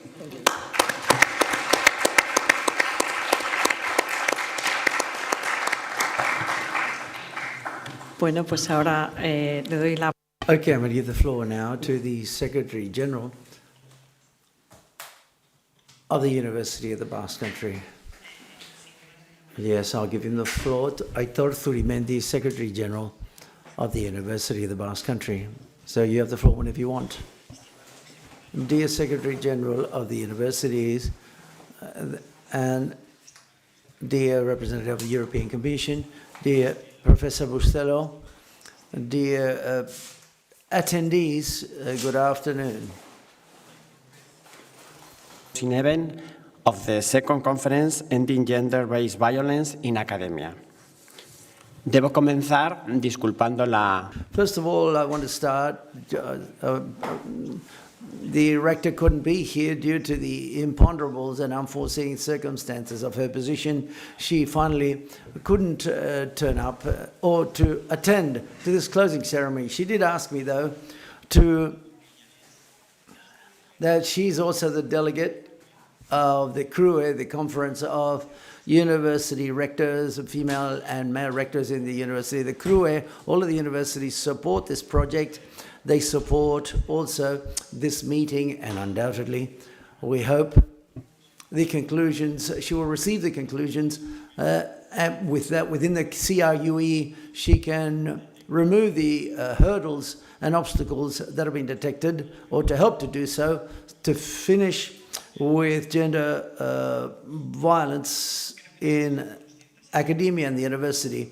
We must be aware that the role of the universities nowadays in general is not only to research upon the different areas of knowledge, and undoubtedly not only investigate or research in gender equality issues, but gender-based equality. For example, the idea is to transfer and disclose and disseminate that information, to transfer the empirical evidence to society, and in this way to make society itself much more resilient vis-a-vis these negation and denial, or to these false theories that people talk about. We see nowadays this happens in different fields of knowledge, but more especially in the field of equality, where this arises from the sexist and heteropatriarchal culture that exists. There are people that deny reality and the evidence based on data and experiences that many of you have experienced personally. And I want to thank this UNISAFE project, which has shown us here today that there is a series of data and shows the reality that exists, so that as the universities, we have to work on this topic vis-a-vis society, but also undoubtedly internally in our day-to-day work. Because if we want to be an example and to build a stronger society, we have to start giving an example ourselves, preaching with an example. That is to say, and when we detect cases of gender violence, it is true, and it said yesterday, and you mentioned this today, and Professor Bustillo mentioned this the same, but sometimes universities, and it's an uncomfortable reality. Obviously, just like everything in life, there are realities that we like better and others that we like less. But what we're not going to do is to resolve the problem by not knowing what the real life situation is. Truth makes us free, and only knowing reality and knowing the truth can we be able to fight against it and try to eradicate it. If that reality makes us uncomfortable, what we've got to do is to recognize it and to act in order to finish it and to give an example at the same time. So therefore, or to end it. So we hope that this will help universities can place the means, universities and also public powers, public administrations, can give us the sufficient means, economically speaking, humanly speaking, and also, as always, from the equality units in universities, always with empathy and with kindness. And so therefore, I hope that in future meetings, you can reflect and help us to identify and apply strategies to also, to at a university level, we can overcome those resistances that are detected. There are also people within the university itself that move in this denial situation, but these resistances are derived, quote unquote, of what is called to not get involved in problems, to not get ourselves involved in problems. I imagine between us all, we will achieve this all together at a European level, which is the key distinguishing marker of this country to have hosted this important meeting, 2 days of intense work. I'm sure it has given rise to interesting reflections on how to eliminate violence from universities. Other universities, governments, and society as a whole are committed to this task, and conferences like this are a splendid opportunity to move on that path. We also appreciate the presence in this conference of professors and experts from different countries, participating in the workshop activities throughout these days. Surely, these contributions will have practical application in the political and academic reflections in the coming years. I'm sure that it has been an opportunity to learn, an opportunity to share knowledge and experiences for all of us. And I hope you have had the opportunity to know more about the Basque Country and its culture. Eskerrik asko, muchas gracias. Thank you very much for your attention.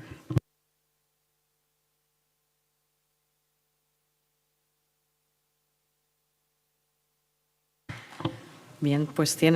Okay, I'm going to give the floor now to the Secretary General of Universities, José Manuel Piñarrón, whenever you want.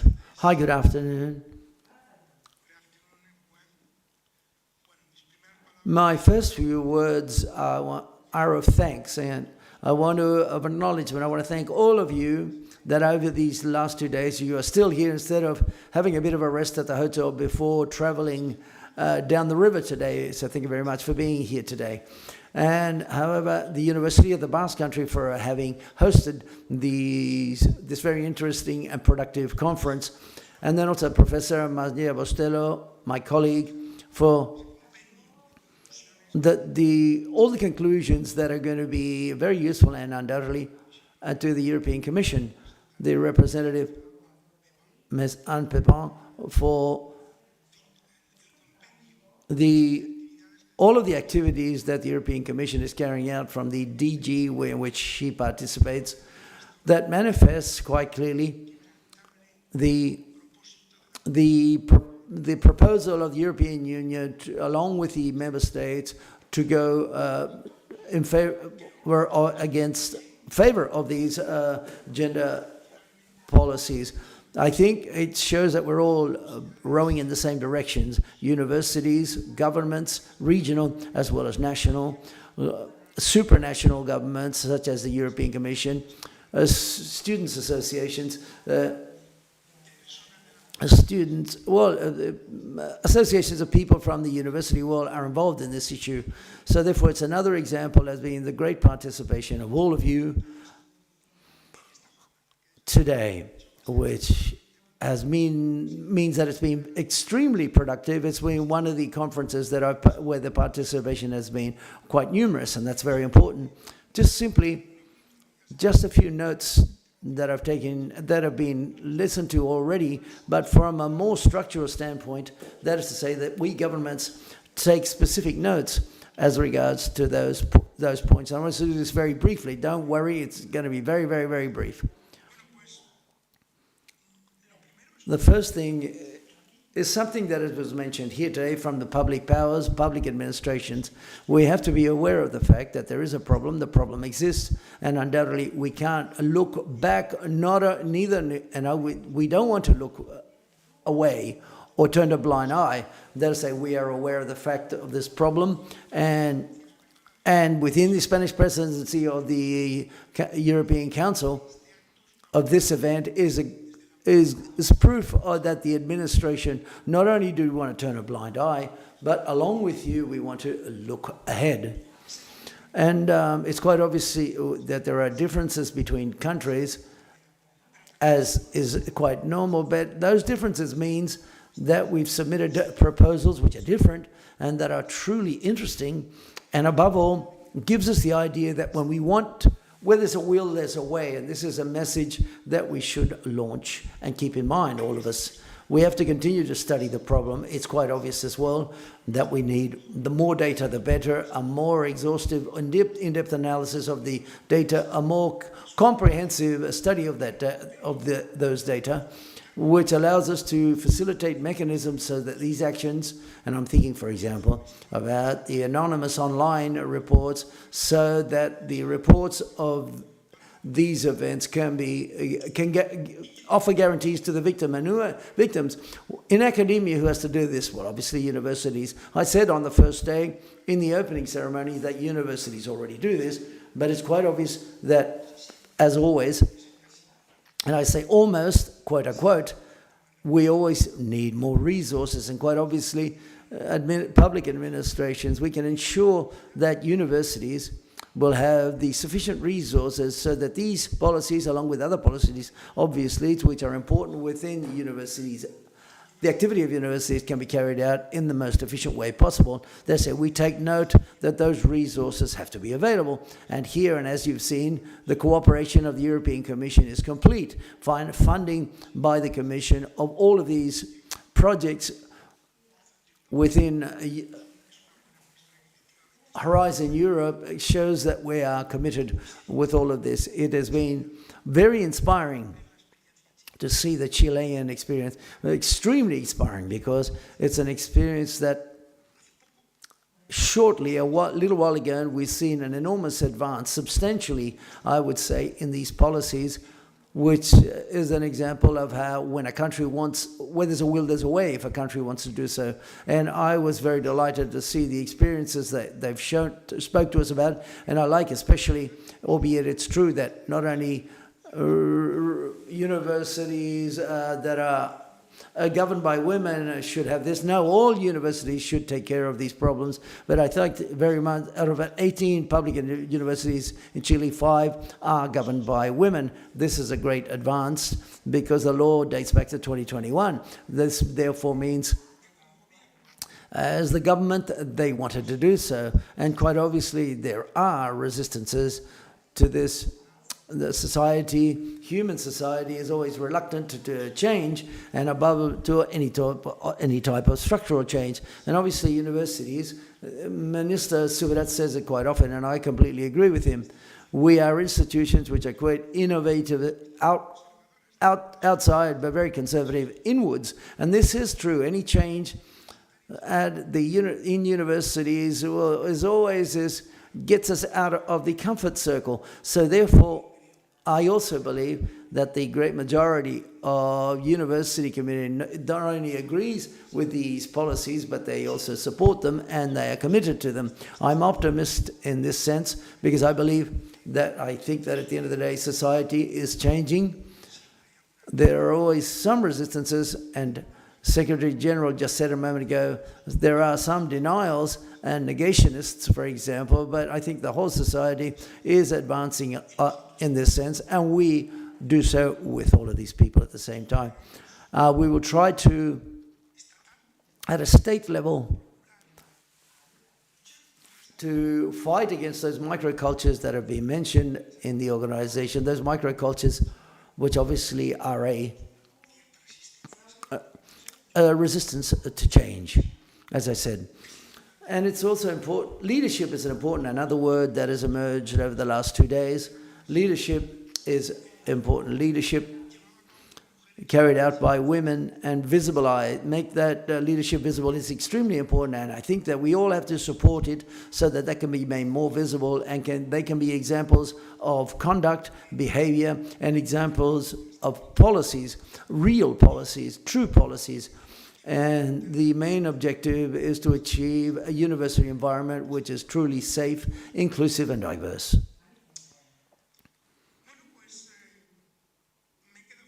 And finally, I would like to say that you've all seen that the UNICEF's toolkit is enormous. It's great. I saw it this morning, some of the presentations of the tools that are included in this project.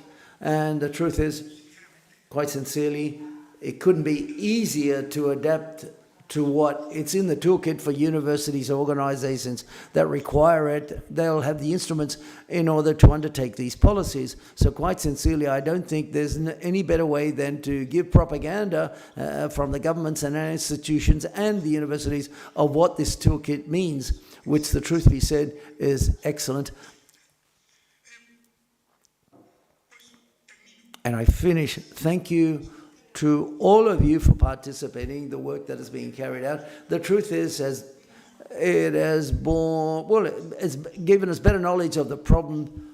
We like products which are useful and practical, and at the end of the day, the second conference, Ending Gender-Based Violence in Academia, and let me wish you a safe trip back to home to all of you that are start the trip back to home, of course. Pues nada más, muchísimas gracias. That's all. Thank you very much and good afternoon. And I hope you've enjoyed these 2 days as myself when I've been able to, but I've enjoyed this conference very much. Thank you very much and good afternoon.